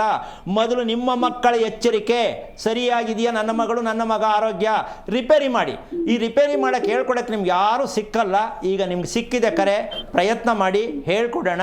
ನಂಬಿಕೆ ಇರಬೇಕು, ಪ್ರೀತಿ ಇರಬೇಕು, ಬಲವಂತಕ್ಕೆ ಮಾಡಿಸ್ಬೇಡಿ. ಒಳ್ಳೆಯದಾಗಲಿ. ಥ್ಯಾಂಕ್ ಯು ರಾಜೇಶ್ವರಿ ಅವರೇ, ಕರೆ ಮಾಡಿದ್ದಕ್ಕಾಗಿ. ಗುರುಜಿನು ಶ್ರಾದ್ದ ಕಾರ್ಯದ ಬಗ್ಗೆ ತಿಳಿಸ್ಕೊಡ್ತಾ ಇದ್ರೆ ಮುಂದುವರಿಸಿ. ಇಲ್ಲಿ ಈಗ ಎಲ್ಲ ತಂದೆ ತಾಯಿಗಳಿಗೆ ಇರ್ತಕ್ಕಂಥ ಆತರ ಏನು ಅಂದರೆ, ಗಂಡು ಹುಡುಗ ಆಗಲಿ ಹೆಣ್ಣು ಹುಡುಗಿ ಆಗಲಿ, ಅಯ್ಯೋ ಏಜ್ ಭಾರ ಆಯಿತು, ನಾವು ಹುಡುಕಿ ಸಾಕಾಯಿತು ಅನ್ನೋ ಮಟ್ಟಕ್ಕೆ ಬಂದ್ಬಿಡ್ತಾ ಇದ್ದಾರೆ. ಹೌದು. ಹಾಗಂತ ಅಷ್ಟು ವರ್ಷದಿಂದ ಕಾಯ್ಕೊಂಡಿದ್ದು ಯಾವುದೋ ಹುಡುಗನಿಗೆ ಹುಡುಗಿಗೆ ಮದುವೆ ಮಾಡಿಬಿಡೋದಾ ಅಂತ ಒಂದು ಕಡೆ. ಹಿಂಗೆ ಬಿಟ್ಕೊಂಡು ಹೋದ್ರೆ ಮುಂದೆ ಏನಾಗತ್ತೆ? ಇಬ್ಬರು, ಇವನು ಹುಡುಗ ಆದರೆ ಮುದುಕ ಆಗಾಗ ಹೋಗ್ತಾನೆ ಅಂದರೆ ಅಂಕಲ್ ಆಗ್ತಾನೆ, ಹುಡುಗಿ ಆದರೂ ಆಂಟಿ ಆಗಾಗ ಹೋಗ್ತಾಳೆ. ಭಯ. ಯಾಕೆಂದರೆ ಇವತ್ತು ತಿನ್ನೋ ಫುಡ್ಡು ಹಂಗೆ ಇದೆ, ಇಲ್ಲ ಎಕ್ದಮ್ ದಪ್ಪ, ಇಲ್ಲ ಎಕ್ದಮ್ ಸಣ್ಣ. ಈ ರೀತಿಯಾಗಿರ್ತಕ್ಕಂಥ ಈ ಪರಿಸ್ಥಿತಿ, ನಾಲ್ಗೆ ರುಚಿಯನ್ನು ನಾವು ಬಯಸಿರ್ತಕ್ಕಂಥ ಈ ಆಧುನಿಕ ಪ್ರಪಂಚ, ಹೌದಲ್ಲಮ್ಮ? ಎಲ್ರಿಗೂ ನಾಲ್ಗೆ ರುಚಿನೇ. ಈ ನಾಲ್ಗೆ ರುಚಿ ಇದ್ದಾಗ ತಿಳ್ಕೋಬೇಕು, ಯಾವಾಗ ಊದ್ಕೋತಾರೆ, ಯಾವಾಗ ಸಣ್ಣ ಆಗ್ತಾರೆ, ಯಾವಾಗ ಮದುವೆ ಆಗ್ತಾರೆ, ಯಾವಾಗ ಒಪ್ಪಲ್ಲ. ಇದು ನೀವೇ ಸೃಷ್ಟಿ ಮಾಡ್ಕೊಂಡಿರ್ತಕ್ಕಂಥ ಫುಡ್ ಸಿಸ್ಟಮ್. ಈ ಫುಡ್ ಸಿಸ್ಟಮಿಂದ ನೀವು ಮಕ್ಕಳನ್ನ ಹೊರಗೆ ತರದೆ ಶಾಸ್ತ್ರ ಕೇಳಕ್ಕೆ ಹೋಗ್ಬಿಟ್ಟು ಯಾವಾಗ ಮದುವೆ ಆಗುತ್ತೆ, ಗುರುಬಲ ಯಾವಾಗ ಬರುತ್ತೆ ಅಂದರೆ, ಅವ್ರು 7 ದಿನ ಗುರುಬಲ, ಅವ್ರು ಹೇಳ್ತಾರೆ ಕೆಂಗೇರಿ ಹತ್ರ ಐತೆ, ಬಿಡದಿ ಹತ್ರ ಐತೆ ಅಂತ. ಅದು ಬರೋಂಗಿಲ್ಲ, ನೀವು ಮದುವೆ ಮಾಡೋಂಗಿಲ್ಲ. ಯಾಕಿದು ಜೋಕ್ ಮಾಡ್ತಾ ಇದ್ದೀನಿ ನಾನು ಅಂತಂದರೆ, ಫಸ್ಟು ನಿಮ್ಮ ಮಗಳು, ನಿಮ್ಮ ಮಗ ಆರೋಗ್ಯ ಮನಸ್ಥಿತಿ ಅಂದರೆ ದಿನಚರಿ, ಡೈಲಿ ಟೈಮ್ ಟೇಬಲ್, ಕರೆಕ್ಟಾಗಿ ಊಟ ಮಾಡೋ ಸಮಯ, ಕರೆಕ್ಟ್ ಮಲಗೋ ಸಮಯ ನಿಮ್ಮ ಮಕ್ಕಳಲ್ಲಿ ಇದ್ದರೆ ನೀವು ಮದುವೆ ಮಾಡಬೇಕು ಅವಶ್ಯಕತೆ ಇಲ್ಲ. ಅವರು ದಾರಿ ತಪ್ಪೋ ಅವಶ್ಯಕತೆ ಇಲ್ಲ. ಆಟೋಮೆಟಿಕ್ಕಾಗಿ ಮದುವೆ ಆಗತ್ತೆ. ಮಕ್ಕಳನ್ನು ನೀವು ಚಿಕ್ಕ ವಯಸ್ಸಿನಿಂದನೇ ಈ ರೀತಿ ವಿಚಾರಗಳನ್ನ ತಿಳ್ಕೊಂಡು ಬೆಳೆಸಿದ್ರೆ ಮಕ್ಕಳ ಬಗ್ಗೆ ನೀವು ಚಿಂತೆ ಮಾಡೋ ಅವಶ್ಯಕತೆನೇ ಇಲ್ಲ. ಆಮೇಲೆ ಮದುವೆ ಯಾಕೆ ತಡ ಆಗ್ತಾ ಇದೆ, ಯಾಕೆ ಯಾರಿಗೂ ಆರೋಗ್ಯ ಚೆನ್ನಾಗಿಲ್ಲ ಅನ್ನೋದಕ್ಕೆ ನಾನು ಹೇಳ್ತಾ ಇದ್ದೀನಿ, ಯಾವ ಕಾರಣಕ್ಕೂ ಯಾರು ಶ್ರಾದ್ದ ಕಾರ್ಯಗಳನ್ನು ಕ್ರಮಬದ್ಧವಾಗಿ ಶಾಸ್ತ್ರೀಯ ಪದ್ಧತಿಯಲ್ಲಿ ಯಾರು ಪ್ರೀತಿಯಿಂದ ಮಾಡೋರಿಲ್ಲ. ಇಲ್ಲಿ ಒಂದು ಸಮಸ್ಯೆ ಇರುತ್ತೆ. ನನ್ನ ಮಗಳು ಕೆಲಸದಲ್ಲಿ ಸ್ವಾಮಿ ಅವಳು ಒಪ್ಪಲ್ಲ, ಸ್ವಾಮಿ ನನ್ನ ಮಗ ಫಾರಿನ್ ಲವನೇ ಅವ್ನು ಬರಲ್ಲ. ಯಾವ ಕಾರಣಕ್ಕೂ ಕುಟುಂಬಸ್ಥರು ಎಲ್ಲರೂ ಸೇರಿ ಭಕ್ತಿಪೂರ್ವಕವಾಗಿ ಆಮೇಲೆ ಮಾಡೋ ಜಾಗದಲ್ಲಿ ಹೋಗ್ಬಿಟ್ಟು ಒಬ್ಬರು ಪೇಪರ್ ಹಿಡ್ಕೊಂಡು ನಿಂತಿರ್ತಾರೆ, ಇನ್ನೊಬ್ಬರು ಫಾಂಟಾ ಬಾಟ್ ಹೊಡ್ಕೊಂಡು ಹೋಗ್ತಾರೆ ಜ್ಯೂಸು. ಇವನು ಮಾಡ್ಕೊಂಡು ನೀವು ಬನ್ನಿಯಪ್ಪ ಊಟ ಆದ ನಾನು ಕರೀರಪ್ಪ, ಈ ಥರ ಬೇಜವಾಬ್ದಾರಿಯಿಂದ ಏನಾದ್ರು ನೀವು ಮಾಡಿದ್ರೆ ದಯವಿಟ್ಟು ಮಾಡೋ ಹಾಗಿಲ್ಲ. ಯಾಕೆ ಅಂದರೆ ಅವ್ರು ತಗೊಳ್ಳೋದು ನಿಮಗೆ ದುಡ್ಡು, ಯಾಕೆ ಅಂದರೆ ಇದೆಲ್ಲ ಗೊತ್ತು ಅವ್ರಿಗೆ, ಕೂತ್ಕೊಳ್ರಿ ಪರವಾಗಿಲ್ಲ ಅವ್ರು ಬರ್ದೇ ಏನೋ ಅಂತಾರೆ. ಯಾಕೆಂದ್ರೆ ನಿಮ್ಗೆ ಒಳ್ಳೇದಾದಷ್ಟು ಬಿಟ್ಟರೆಷ್ಟು, ಯಾಕೆಂದರೆ 2,000 3,000 1,500 500 ಈ ವ್ಯಾಪಾರದಲ್ಲಿರ್ಬೇಕಾದ್ರೆ ನಿಮಗೆ ಕರೆಕ್ಟಾಗಿ ನಡ್ಕೊಳ್ಳೋ ರೀತಿ, ಕರೆಕ್ಟ್ ಒಳ್ಳೇದಾಗೋ ರೀತಿ ಯಾವ ಕಾರಣಕ್ಕೂ ಒಳ್ಳೆ ಪೂರೈತರು ಸಿಗೋಕ್ಕೆ ಸಾಧ್ಯ ಇಲ್ಲ. ಹಾಗಂತ ಅವ್ರ ಹತ್ರ ಹೋಗಬೇಡಿ ಅಂತ ನಾನು ಹೇಳ್ತಿಲ್ಲ. ನಿಮ್ಮ ಖುಷಿ. 2 ರೂಪಾಯಿಗೂ ಇಡ್ಲಿ ಇದೆ, ಅದೇ ಇಡ್ಲಿ 20 ರೂಪಾಯಿಗೆ ಸಿಗೋ ಇಡ್ಲಿನೂ ಇದೆ. ಅದು ಇಡ್ಲಿ ಇದು ಇಡ್ಲಿ ಅಂತ ಅಂದ್ಕೊಂಡ್ರೆ ನಾನೇನು ಮಾಡೋಕ್ಕಾಗಲ್ಲ. ಆದರೆ ಒಂದು ತಿಳ್ಕೊಬೇಕು, ಕ್ವಾಲಿಟಿ ಯಾವಿರ್ತಕ್ಕಂತಹ ಒಂದು ವಿಚಾರ, ನಮ್ಮ ಆರೋಗ್ಯ ಹೇಗೆ ನಾವು ಚೆನ್ನಾಗಿರೋದಕ್ಕೆ ಒಳ್ಳೆ ಡಾಕ್ಟ್ರನ್ನ ಹುಡುಕ್ತೀವೋ ಹಾಗೆ ನಾವು ಹಿರಿಯರಿಗೆ ಮಾಡಬೇಕಾದಂಥ ಶ್ರಾದ್ದ ಕಾರ್ಯಗಳನ್ನು ಯಾವ ಕ್ಷೇತ್ರದಲ್ಲಿ ಮಾಡಿದ್ರೆ ಶ್ರೇಷ್ಠ, ಯಾವ ರೀತಿ ಮಾಡಬೇಕು, ಅದಕ್ಕೆ ನಾವು ಯಾವ ರೀತಿ ಭಾಗಿಯಾಗಬೇಕು, ಈ ಶ್ರದ್ಧೆಯನ್ನು ಮೊದಲು ಡಿಸೈಡ್ ಮಾಡಿ ಆಮೇಲೆ ಎಲ್ಲೋ ಕೂತ್ಕೊಂಡು ಫೋನಲ್ಲಿ ಕೇಳಿ ದಯವಿಟ್ಟು ಡೇಟ್ ಫಿಕ್ಸ್ ಮಾಡಿಕೊಂಡು ಶ್ರೀರಂಗಪಟ್ಟಣದಲ್ಲಿ ಫೋನ್ ಮಾಡಿರಿ, ಯಾರೋ ಹೇಳ್ತಾರೆ ಯಾರೋ ಮಾಡ್ತಾರೆ, ಇಲ್ಲ ಹೋಗ್ರಿ ಬೇಕಾದಷ್ಟು ಜನ ಅವರೇ, ಈ ಥರ ಎಲ್ಲ ಶ್ರಾದ್ದಗಳಿಗೆ ಹೋಗೋದು ಮಾಡಿಸೋದು ತಪ್ಪು. ಅವ್ರ ಪರಿಚಯ ನಿಮಗಿಲ್ಲ, ಪುರೋಹಿತನ ಪರಿಚಯ ಗೊತ್ತಿಲ್ಲ, ನಿಮ್ಮ ಬಗ್ಗೆ ಅವ್ರಿಗೆ ಗೊತ್ತಿಲ್ಲ, ನಿಮ್ಮ ಫ್ಯಾಮಿಲಿ ಬಗ್ಗೆ ಆ ಪುರೋಹಿತನಿಗೆ ಗೊತ್ತಿಲ್ಲ. ಏನಾಗಬೇಕು, ಹಿರಿಯರು ಮಾಡಬೇಕು ಅಂತ ಹೇಳಿದ್ರು, ಕೂತ್ಕೊಳ್ಳಿ, ಎಷ್ಟು ಒಂದು 500 2,000 ಕೊಡಿ, ನಿಮ್ಮ ಅನುಕೂಲಕ್ಕೆ ತಕ್ಕಂತೆ ಅಲ್ಲೂ ಚೌಕಾಸಿ ಮಾಡಿ ಏನೋ ಮಾಡ್ಕೊಂಡು ಬರ್ತೀರಾ. ಆದರೆ ಮುಂದೆ ಏನು ಮಾಡಾದ್ಮೇಲೆ ಎಲ್ಲಿಗೆ ಹೋಗಬೇಕು, ಮನೆಗೆ ಹೋಗಬೇಕು, ಏನು ಮಾಡಬೇಕು ಗೊತ್ತಿಲ್ಲ, ಅವರು ಹೇಳಲ್ಲ ನೀವು ಕೇಳಲ್ಲ. ಯಾಕೆಂದ್ರೆ ಅಷ್ಟೇ, ನೆಕ್ಸ್ಟ್ ಅವ್ರು ಕೂರಿಸ್ಕೋಬೇಕಲ್ಲ ಇನ್ನೊಬ್ರನ್ನ, ಓಡ್ತಾರಿ ನೆಕ್ಸ್ಟ್ ನೀನು ಬಾಪ ಅಷ್ಟೇ. ಇವ್ರು ನಿಂತು ನೋಡ್ಬಿಟ್ಟು ಸುಮ್ಮನೆ ಮನೆಗೆ ಹೋಗ್ತಾರೆ, ಏನೋ ಇವ್ರು ಮನೆಗೆ ಬಂದಂಗೆ ಮಾಡ್ಕೋತಾರೆ. ಅದಕ್ಕೋಸ್ಕರವಾಗಿ ಸಿದ್ಧತೆಗಳು ಪೂರ್ವಕವಾಗಿ ಚೆನ್ನಾಗಿದ್ದರೆ ಮಾತ್ರ ಶ್ರಾದ್ದ ಕ್ರಿಯೆ ಸೂಕ್ತವಾಗುತ್ತೆ. 3 ದಿನ ರಿಸರ್ವ್ ಆಗಿ ನೀವು ಕಾಲ ಕಳಿಬೇಕು, 3 ದಿನ ಇಟ್ಕೋಬೇಕು. ಕರೆಕ್ಟ್ ಕ್ರಮದಲ್ಲಿ ಶ್ರಾದ್ದ ಮಾಡಲೇಬೇಕಂದ್ರೆ 3 ದಿನ ರಜಾ ಹಾಕ್ಕೊಂಡು ನಮ್ಗೆ ಟೈಮ್ ಇಲ್ಲ, ರಜಾ ಇಲ್ಲ, ದುಡ್ಡಿಲ್ಲ, ಮನಸ್ಸಿಲ್ಲ ಅಂದ್ಕೊಂಡಿದ್ರೆ ದಯವಿಟ್ಟು ಮಾಡಬಾರದು. ಇದೆಲ್ಲ ಕ್ರಮ ಈ ಅನುಸರಿಸಿ. ಇಲ್ಲ ನಿಮ್ಮ ಹತ್ರ ಏನೂ ಆಗಲ್ವಾ, ಒಂದು ಹಸು ಕರೆದ್ಬಿಟ್ಟು ಅದಕ್ಕೆ ನೀರು ಹಾಕ್ಬಿಟ್ಟು ಒಂದಿಷ್ಟು ಹುಲ್ಲು ತಿನ್ನಿಸ್ಬಿಡಿ, ಯಾಕೆ ಅಂದರೆ ನಮ್ಮ ಹತ್ರ ಏನೂ ಇಲ್ಲ ಅಂತ. ಆದರೆ ಜೇಬಲ್ಲಿ ಇಟ್ಕೊಂಡು ಸುಳ್ಳು ಹೇಳ್ಬಿಟ್ಟು ನಮ್ಮ ಹತ್ರ ಕಾಸು ಕೊಡೋಕ್ಕಾಗಲ್ಲ ಅಂದರೆ ಇರೋ ಕಾಸು ಉದುರೋಯ್ತದೆ. ಪಂಚಲ್ಲಿ ಇಟ್ಕೊಂಡು ಉದುರೋಗುತ್ತೆ, ಜೇಬಲ್ಲಿ ಇಟ್ಕೊಂಡು ಉದುರೋಗುತ್ತೆ. ಹಣ ಇದ್ಕೊಂಡು ಮೋಸ ಮಾಡಿ ತಂದೆ ತಾಯಿಗಳಿಗೆ ಪಿತೃ ಕಾರ್ಯಗಳನ್ನು ಮೋಸ ಮಾಡಿದ್ರೆ ಆಸ್ತಿ ಕರಗ್ತಾ ಹೋಗುತ್ತೆ, ದಾಂಪತ್ಯ ಕೆಡ್ತಾ ಹೋಗುತ್ತೆ, ಮಕ್ಕಳು ದಾರಿ ತಪ್ತಾ ಹೋಗ್ತಾರೆ. ಇದಕ್ಕೆಲ್ಲ ಹೊಣೆ ನೀವೇನೇ. ದೇವ್ರ ಮುಂದೆ ಕುತ್ಕೊಂಡು ಹೇಳಬೇಡಿ, ಶ್ರಾದ್ದ ಮಾಡೋದು ಅಷ್ಟು ಸುಲಭ ಅಲ್ಲ, ಎಷ್ಟೋ ಜನ್ಮದ ಪುಣ್ಯ ಬೇಕು. ಇಂಥವ್ರಿಗೆಲ್ಲ ಸಿಗೋದು ಯಾವುದು ಅಂದರೆ ಗಲ್ಲಿ ಮನೆ, ಅಂಟ್ಕೊಂಡಿರೋ ಮನೆ, ಪಶ್ಚಿಮ ದಿಕ್ಕಿನ ಮನೆ, ದಕ್ಷಿಣ ದಿಕ್ಕಿನ ಮನೆ, ಈ ಥರದ ಮನೆಗಳೇ ಸಿಗೋದು. ಯಾರಿಗೆ ಪಿತೃಕಾರ್ಯ ಯಾರು ಮಾಡಲ್ವೋ ಅವರಿಗೆ ಒಳ್ಳೆ ನೆಮ್ಮದಿಯಾಗಿರೋ ಮನೆಗಳು, ಸೈಟ್ಗಳು ಸಿಕ್ಕಲ್ಲ. ನೀವೇನೇ ಲಾಗ ಹಾಕ್ಕೊಂಡು ವಾಸ್ತು ಪ್ರಕಾರ ಮಾಡಿದ್ರು ನೀವು ನೆಮ್ಮದಿಯಾಗಿ ಮನೇಲಿ ಇರೋಕ್ಕಾಗಲ್ಲ. ನೀವು ಅಂದ್ಕೊಂಡಿದ್ದು ಯಾವುದು ಸಿಗಲ್ಲ. ಅದಕ್ಕೋಸ್ಕರವಾಗಿ ಆಸ್ತಿ ಸಿಗಬೇಕು, ಆಸ್ತಿ ನಮ್ಮ ಹತ್ರನೇ ಇರಬೇಕು. ನಮಗೆ ನಿರೀಕ್ಷೆ ಇಲ್ಲದೆ ಆಸ್ತಿ ಬರಬೇಕು, ನೆಮ್ಮದಿ ಬರಬೇಕು ಅಂದರೆ ಕುಟುಂಬವೇ ಆಸ್ತಿ. ಸಂಪಾದನೆ ಅಂತಕ್ಕಂಥದ್ದು, ನಮ್ಗೆ ಸಿಕ್ಕಿರ್ತಕ್ಕಂತಹ ಯಾವುದೇ ಒಂದು ಪ್ರಾಪರ್ಟಿ ಅಂತಕ್ಕಂಥದ್ದು ಅದು ನಿಜವಾದ ಆಸ್ತಿ ಅಲ್ಲ.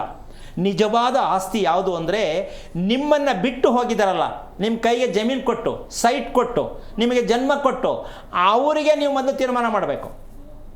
ನೀವು ಅವ್ರನ್ನ ಬಿಟ್ಬಿಟ್ಟು ಏನು ಬಂದು ತಿಂದ್ಬಿಟ್ಟಾರ ಅವ್ರೇನು ನೋಡ್ಕೊಂಡಿದ್ದಾರ, ಹೆಂಗೋ ಮಾಡಿದ್ರಾಯ್ತು ಬಿಡು ಅಂತ ನೀವು ಉಡಾಫೆ ಥರದಲ್ಲಿ ಏನಾದ್ರು ಮಾಡಿದರೆ ನೀವು ಆ ಥರನೇ ಬೇಜವಾಬ್ದಾರಿ ಕುಟುಂಬ ಇರುತ್ತೆ. ಎಲ್ಲರಿಗೂ ನೋಡಿ ಮದುವೆಗಳಾಗ್ತಾ ಇಲ್ಲ, ಎಲ್ಲ ಪ್ರಪಂಚ ತುಂಬ ಇದೇ ಇದೆ.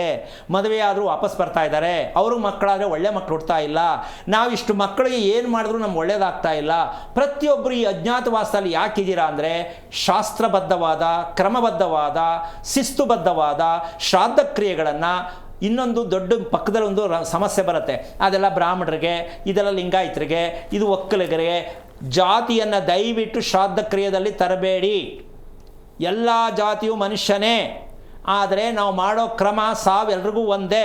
ಲಿಂಗಾಯತರಿಗೆ ಬೇರೆ, ಬ್ರಾಹ್ಮಣರಿಗೆ ಬೇರೆ, ಒಕ್ಕಲಿಗರಿಗೆ ಬೇರೆ ಸಾವು ಬರಲ್ಲ. ಹೌದಲ್ಲ ನಮ್ಮ? ಹೌದು. ಸಾವು ಅಂದರೆ ಒಂದೇ, ಹುಟ್ಟು ಸಾವು ಒಂದೇ.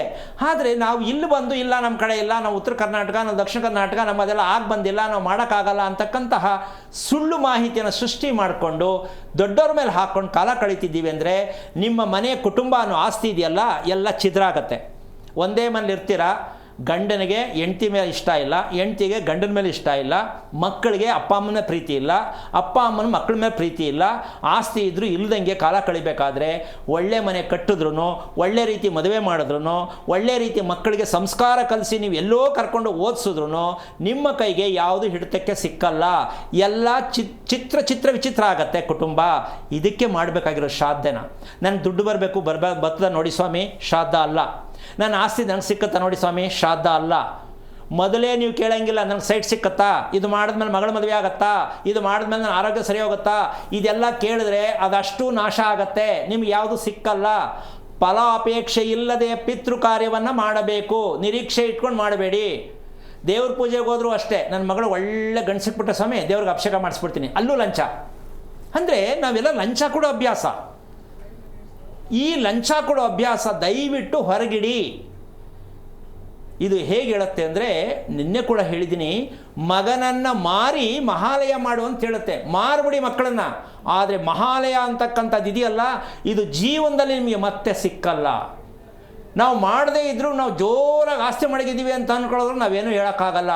ಆಸ್ತಿ 1000 ಇರ್ಬೋದು, ಆದರೆ ನಿಮ್ಗೆ ನೆಮ್ಮದಿ ಕೊಟ್ಟಿದೆಯಾ ನೋಡ್ಕೊಳ್ಳಿ, ಆರೋಗ್ಯ ಚೆನ್ನಾಗಿದೆಯಾ ನೋಡ್ಕೊಳ್ಳಿ, ಮಲ್ಕೊಂಡ ತಕ್ಷಣ ನಿದ್ದೆ ಬರುತ್ತಾ ನೋಡ್ಕೊಳ್ಳಿ. ದುಡ್ಡು ಹೆಂಗೆ ಬೇಕಾದ್ರೂ ಮಾಡಿರ್ಬೋದು, ಆದರೆ ನಮ್ಮ ನಿಜವಾದ ಆಸ್ತಿ ನಮ್ಮ ನೆಮ್ಮದಿ, ನಮ್ಮ ಆರೋಗ್ಯ. ಈ ಸತ್ಯವನ್ನು ನಾವು ತಿಳ್ಕೊಳ್ಳೇಬೇಕು. ಅಂದರೆ ಶ್ರಾದ್ದ ಕಾರ್ಯಗಳಿಗೆ ಎಷ್ಟು ಪ್ರಾಧಾನ್ಯತೆಯನ್ನು ಕೊಡ್ತೀರಾ? ಆಮೇಲೆ ಬೆಳಗಿನ ಜಾವ ಹೇಳ್ತಾರೆ, ಈಗ ಸೀಸನಲ್ಲಿ ನಮ್ಮ ಬೆಳಗಿನ 5 ಗಂಟೆಗೆ ಬಂದುಬಿಡಿ, 5 ಗಂಟೆಗೆ ಹೋಗಿ ಮಾಡಿಸ್ಬಿಡ್ತಾರೆ. ಯಾಕೆ? ಇವ್ರಿಗೇನು ಗೊತ್ತು? ಯಾವ ಕಾರಣಕ್ಕೂ ಶ್ರಾದ್ದ ಕಾರ್ಯಗಳು 10:30 ಮೇಲೆ 3 ಗಂಟೆ ಒಳಗಡೆ ಆಗಬೇಕು. ಅದರ ಮೇಲೆ ನಡೀತಕ್ಕಂಥದ್ದು ಶ್ರಾದ್ದ ಕಾರ್ಯಗಳು ಅಲ್ಲ. ನಿಮ್ಮ ಭ್ರಮೆ ಮಾಡಿಬಿಟ್ಟು ಅವರು ಮಾಡಿದ್ರು, ಯಾವ ಕಾರಣಕ್ಕೂ ಆಗಲ್ಲ. ಅಪರಾಹ್ನ ಭೋಜನ ಒಂದೇ ಊಟ ಆಗಬೇಕು. ಮತ್ತು ಬಂದ ಮೇಲೆ ಊಟ ಮಾಡಿ ಬಂದ ಮೇಲೆ ಮನೆಯಲ್ಲಿ ಒಲೆ ಹಚ್ಚಬಾರ್ದು ಯಾವ ಕಾರಣಕ್ಕೂ. ಊಟ ಮಾಡಿದಂಥ ಕರ್ತರು ಮತ್ತೆ ಊಟ ಇಲ್ಲ, ಒಂದೇ ಊಟ ಆಗಬೇಕು. ಅದು 3 ರಿಂದ 4 ಗಂಟೆ ಅಪರಾಹ್ನ ಭೋಜನ, ಒಂದೇ ಊಟ ಇರಬೇಕು. ಬೆಳಗ್ಗೆ ತಿಂಡಿ ತಿನ್ಬಿಟ್ಟು ಮಾಡೋದಲ್ಲ. ಇದೆಲ್ಲ ಕ್ರಮ ಇದೆ. ಸತ್ತವರಿಗೆ ನಾವು ಶ್ರಾದ್ದವನ್ನು ಮಾಡ್ತಕ್ಕಂಥವ್ರು ಕೃತಜ್ಞತೆ ಇರಬೇಕು. ಅವ್ರಿಗೋಸ್ಕರ ಒಂದು ದಿನದ ಊಟವನ್ನು ಬಿಡಬೇಕು ಅಂತ ಹೇಳುತ್ತೆ. ಇಂದಿನ ದಿನ ರಾತ್ರಿ ನೀವು ಅಷ್ಟೆಲ್ಲ ಮಾಡಬೇಕು ಅಂತಲ್ಲ, ಮಾಡುವ ಶಕ್ತಿ ಇದ್ದರೆ ಮಾಡ್ಬೋದು. ರಾತ್ರಿ ಊಟ ಮಾಡೋಂಗಿಲ್ಲ, ಬೆಳಗ್ಗೆ ತಿಂಡಿ ತಿನ್ನೋಂಗಿಲ್ಲ, ಮಧ್ಯಾಹ್ನ 3 ಗಂಟೆಗೆ ಊಟ ಮಾಡಬೇಕು, ಮತ್ತೆ ರಾತ್ರಿ ಊಟ ಮಾಡೋಂಗಿಲ್ಲ.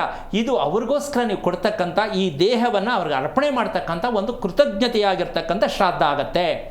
ಹೆಂಗೋ ಮೋಜು ಮಾಡಿಕೊಂಡು 20 ಟೀ ಕಾಫಿ ಕುಡ್ಕೊಂಡು ಪುರೋಹಿತರು ಮಾಡ್ತಾರೆ ಬಿಡ್ರಿ ಅಂತ ಅಲ್ಲೋಗಿ ಕೂತ್ಕೊಂಡು ಪೇಪರ್ ಹಿಡ್ಕೊಂಡು ಕೂತ್ಕೊಳ್ಳೋದಲ್ಲ. ಶ್ರದ್ಧಾಪೂರ್ವಕವಾಗಿ ಮತ್ತು ಬ್ರಾಹ್ಮಣಾರ್ಥ ಭೋಜನ ಆಗಲೇಬೇಕು. ಇದು ತುಂಬ ದಾರಿ ತಪ್ಪಿಸ್ತಾರೆ. ಯಾಕೆ ಅಂದರೆ ಅವ್ರು ಕಮ್ಮಿ ದುಡ್ಡಿಗೆ ಒಪ್ಕೊಂಡಿರ್ತಾರಲ್ಲ ಅಂದ್ಬಿಟ್ಟು ಅವೆಲ್ಲ ಬೇಡ ಹೋಗ್ರಿ, ನಿಮ್ಗವ್ರಿಗೆಲ್ಲ ಬಿಡ್ರಿ, 3 ಜನಕ್ಕೆ ಊಟ ಹಾಕಲೇಬೇಕು, ಬ್ರಾಹ್ಮಣಾರ್ಥ ಊಟ ಹಾಕಲೇಬೇಕು, ಇಲ್ಲ ನಿಮ್ದು ಶ್ರಾದ್ದ ಓಕೆ ಆಗಲ್ಲ. ಯಾಕೆಂದ್ರೆ ಅವ್ರು ಕಾಸು ಮಾತಾಡ್ಬಿಡ್ತಾರೆ ನಿಮ್ಮ ಹತ್ರ, 1,000 ಕೊಡಿ 2,000 ಕೊಡಿ ಅಂತ, ನೀವೇನು ಕೇಳೋಂಗಿಲ್ಲ. ಅದಕ್ಕೆ ಏನು ಮಾಡ್ತಾರೆ, ಇವ್ರ ಹತ್ರ ದುಡ್ಡು ಕೊಡಲ್ಲ ಅಂದ್ಬಿಟ್ಟು, ಇಲ್ಲ ಅವೆಲ್ಲ ಎಲ್ಲ ಹೋಗ್ರಿ ನಾವು ಮಾಡಿಸ್ಕೊತೀವಿ ದುಡ್ಡು ಕೊಟ್ಬಿಡ್ರಿ. ಅಲ್ಲ, ಅವ್ರು ಊಟ ಮಾಡೋದನ್ನು ನೋಡಬೇಕು. ಅವ್ರು ಊಟ ಮಾಡಬೇಕಾದ್ರೆ ಗಲಾಟೆ ಮಾಡಬಾರ್ದು. ಯಾವ ಕಾರಣಕ್ಕೂ ನಿಶಬ್ದವಾಗಿ ಊಟಕ್ಕೆ ಹಾಕಬೇಕು. ನೀವು ಎಲ್ಲೋ ಕೂತ್ಕೊಂಡು ಮಾತಾಡೋದಲ್ಲ, ಪೇಪರ್ ಹಿಡ್ಕೊಂಡು ಕೂತ್ಕೊಳ್ಳೋದಲ್ಲ. ಅವ್ರ ಮುಂದೆ ನಿಂತು ಊಟಕ್ಕೆ ಹಾಕಿಸ್ಬೇಕು, ಅದನ್ನು ಕಣ್ಣಲ್ಲಿ ನೋಡಬೇಕು. ನೀವು ಹಿರಿಯರನ್ನ ಸ್ಮರಣೆ ಮಾಡಬೇಕು. ಇವರು ನಮ್ಮ ಅಪ್ಪ ಬಂದು ಊಟ ಮಾಡ್ತಾ ಇದ್ದಾರೆ, ನಮ್ಮ ತಾಯಿ ಬಂದು ಊಟ ಮಾಡ್ತಾ ಇದ್ದಾರೆ, ನಮ್ಮ ತಾತ ಬಂದು ಊಟ ಮಾಡ್ತಾ ಇದ್ದಾರೆ ಅಂತ ಭಾವನೆಯನ್ನು ಆ ಊಟ ಮಾಡುವ ಪ್ರಸಾದ ಸೇವನೆ ಮಾಡ್ತಕ್ಕಂಥವ್ರ ಮೇಲೆ ನಿಮ್ಮ ಫೋಕಸ್ ಇರಬೇಕು. ಅವ್ರು ಮಾಡ್ಕೊಳ್ಳಿ ಬಿಡಿ ಅಂತ ಇವರೆಲ್ಲ ಕೂತ್ಕೊಂಡು ಆಯಿತಾ ಸರಿ ಆಯ್ತು ಬಂದುಬಿಡಿ ಮನೆ ಹೋಗೋಣ, ಇದೆಲ್ಲ ಆಗಲ್ಲ. ಈ ಕ್ರಮವನ್ನು ಅನುಸರಿಸಿ ಮಾಡ್ತಕ್ಕಂಥ ಶ್ರಾದ್ದಗಳು ಪಾಪ ಪುರೋಹಿತರುಗಳನ್ನ ನಾವು ತಪ್ಪು ಅಂತ ಹೇಳೋಕ್ಕಾಗಲ್ಲ. ಅವ್ರಿಗೂ ಅರ್ಜೆಂಟ್ ಇರುತ್ತೆ. ನೀವು 2,000ಕ್ಕೆ 3,000ಕ್ಕೆಲ್ಲ ಮಾಡ್ಸೋಕ್ಕಾಗಲ್ಲ.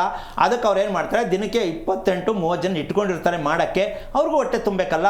ಅದು ತಪ್ಪು ನಿಮ್ಮದೇ ಹೊರತು ಪುರೋಹಿತರದಲ್ಲ. ನೀವು ಡಿಸೈಡ್ ಮಾಡಬೇಕು, ಸ್ವಾಮಿ ನಾವು ಕ್ಲೀನಾಗಿ ಮಾಡ್ತೀವಿ, ಎಷ್ಟೊತ್ತು ಬರಬೇಕು, ಎಷ್ಟು ದಿನ ಮಾಡ್ತೀರಾ, ಹೇಗೆ ಮಾಡ್ತೀರಾ ಎಲ್ಲ ತಿಳ್ಕೊಳ್ಳಿ. ಮಾಡೋದಕ್ಕೆ ಪ್ರಯತ್ನ ಮಾಡಿ.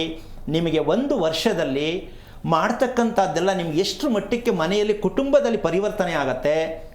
ಏನು ಪರಿವರ್ತನೆ ಅಂದರೆ ಶತ್ರುತ್ವ ಕಮ್ಮಿ ಆಗತ್ತೆ, ದುಡ್ಡು ಬರ್ತದೆ, ಮದುವೆ ಆಗತ್ತೆ ಅನ್ನೋದಕ್ಕೆಲ್ಲ ಮಾಡೋದು.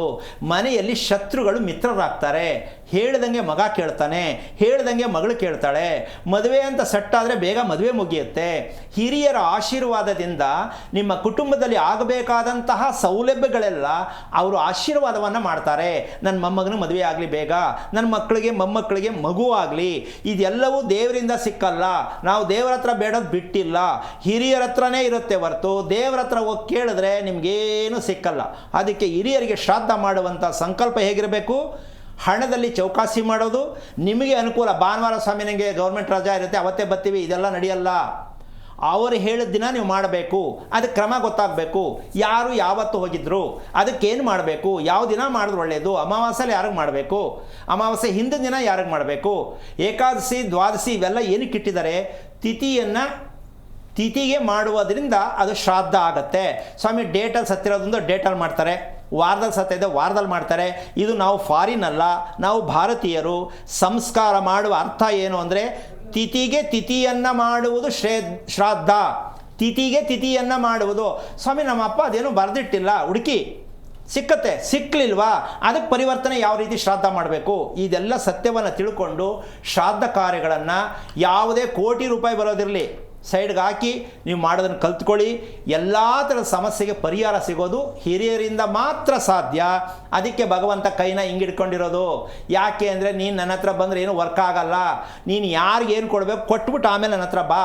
ಅದಕ್ಕೆ ಮೋಕ್ಷಕಾರಕ ಪರಮೇಶ್ವರ, ಧರ್ಮಾಧಿಕಾರಿಕ ಮಹಾವಿಷ್ಣು, ದಂಡಾಧಿಕಾರಿ ಶನೇಶ್ವರ, ಇವರು 3 ಜನ ಪರಿಚಯ ಮಾಡ್ಕೊಂಬಿಡಿ ಸಾಕು. ನೀವು ಅದು ಬಿಟ್ಬಿಟ್ಟು ಶಾಸ್ತ್ರ ಕೇಳಕ್ಕೆ ಹೋಗ್ತೀರ, ನಂಗೆ ಟೈಮ್ ಚೆನ್ನಾಗಿಲ್ಲ ನೋಡಿ, ಯಾವಾಗ ಅವನು 7:30 ಅಂತಾನೆ, ಯಾವ 7:30 ಹೇಳ್ತಾನೋ, ನಾವು ಯಾವ 7:30 ತಿಳ್ಕೊಳ್ತೀವೋ. ಪ್ರತಿದಿನ ಭಗವಂತ ನಮ್ಮ ಮನೇಲಿರಬೇಕು, ಪ್ರತಿ ಕ್ಷಣದಲ್ಲೂ ಭಗವಂತ ನಮ್ಮಲ್ಲಿರಬೇಕು. ಆ ಒಂದು ತಂತ್ರಗಾರಿಕೆಯನ್ನು ಬಳಸೋಕ್ಕೆ ಪ್ರಯತ್ನ ಮಾಡಿ. ಶಾಸ್ತ್ರ ಕೇಳೋದು, ಟೈಮ್ ವೇಸ್ಟ್ ಮಾಡೋದು, ಯೋಚನೆ ಮಾಡೋದು, ನಿದ್ದೆಗೆಡೋದು, ಊಟ ಯಾವಾಗಲೂ ಮಾಡೋದು, ಮದುವೆ ಆಗ್ತಾ ಇಲ್ವಲ್ಲ ಅಂತ ಯೋಚನೆ ಮಾಡೋದು, ಈ ಶಾಪಕ್ಕೆ ಗುರಿಯಾದ್ರಿ ಹಿರಿಯರು ನಿಮಗೆ ಶಾಪ ಕೊಡ್ತಾನೇ ಇರ್ತಾರೆ. ನನ್ನ ಮೊಮ್ಮಗಳಿಗೆ ಮದುವೆ ಆಗಿಲ್ಲ ಇನ್ನೂ ಅಂತ ತಂದೆ ತಾಯಿ ಮೇಲೆ ಬರುತ್ತೆ, ಕುಟುಂಬದಲ್ಲಿ ಹಿನ್ನಡೆಯಾಗತ್ತೆ, ಯಾರ ಮಾತು ಯಾರೂ ಕೇಳಲ್ಲ, ಸಕಾಲಕ್ಕೆ ಮದುವೆಗಳಾಗಲ್ಲ. ಅದಕ್ಕೋಸ್ಕರವಾಗಿ ಯಾವುದೇ ಕಾರಣಕ್ಕೂ ನೀವು ಶಾಸ್ತ್ರ ಕೇಳೋದಕ್ಕಿಂತ ಹೆಚ್ಚಾಗಿ ಶ್ರಾದ್ದ ಮಾಡುವ ಅಭ್ಯಾಸ ಕಲ್ತ್ಕೊಳ್ಳಿ. ಜಾತಿ ಧರ್ಮ ಸ್ಥಳ ಇದೆಲ್ಲ ತರಬೇಡಿ, ನಿಮ್ಮ ಹೇಳಿಕೆ ತಕ್ಕಂತೆ ದಯವಿಟ್ಟು ಮಾಡಬೇಡಿ, ನಿಮ್ಮ ಪ್ಲ್ಯಾನಿಲ್ಲಿ ವರ್ಕೌಟ್ ಆಗಲ್ಲ ಅಂತ ಹೇಳ್ತಾ ಹೆದರದೆ ಪ್ರತಿಯೊಬ್ಬರು ಶ್ರಾದ್ದವನ್ನು ಶ್ರದ್ಧೆಯಿಂದ ಮಾಡ್ತಕ್ಕಂಥದ್ದೇ ನಾವು ಹೇಳಿದವ್ರಿಗೂ ಒಳ್ಳೆಯದು, ನೀವು ಮಾಡೋರಿಗೂ ಒಳ್ಳೆಯದು. ಇಲ್ಲ ಹೆಂಗೆಂಗೋ ಮಾಡಿ ನಿಮ್ಮ ಅನುಕೂಲಕ್ಕೆ ತಕ್ಕಂತೆ ನಾವು ಮಾಡಿಸಲ್ಲ ಅಂದರೆ ಡೈರೆಕ್ಷನ್ ಕೊಡಲ್ಲ. ನೀವೇನು ತಿಪ್ಪುರಲಾಗ ಹಾಕ್ಕೊಂಡ್ರು ನಿಮ್ಮ ಅನುಕೂಲಕ್ಕೆ ತಕ್ಕಂತೆ ಡೇಟ್ ಸಿಕ್ಕಲ್ಲ.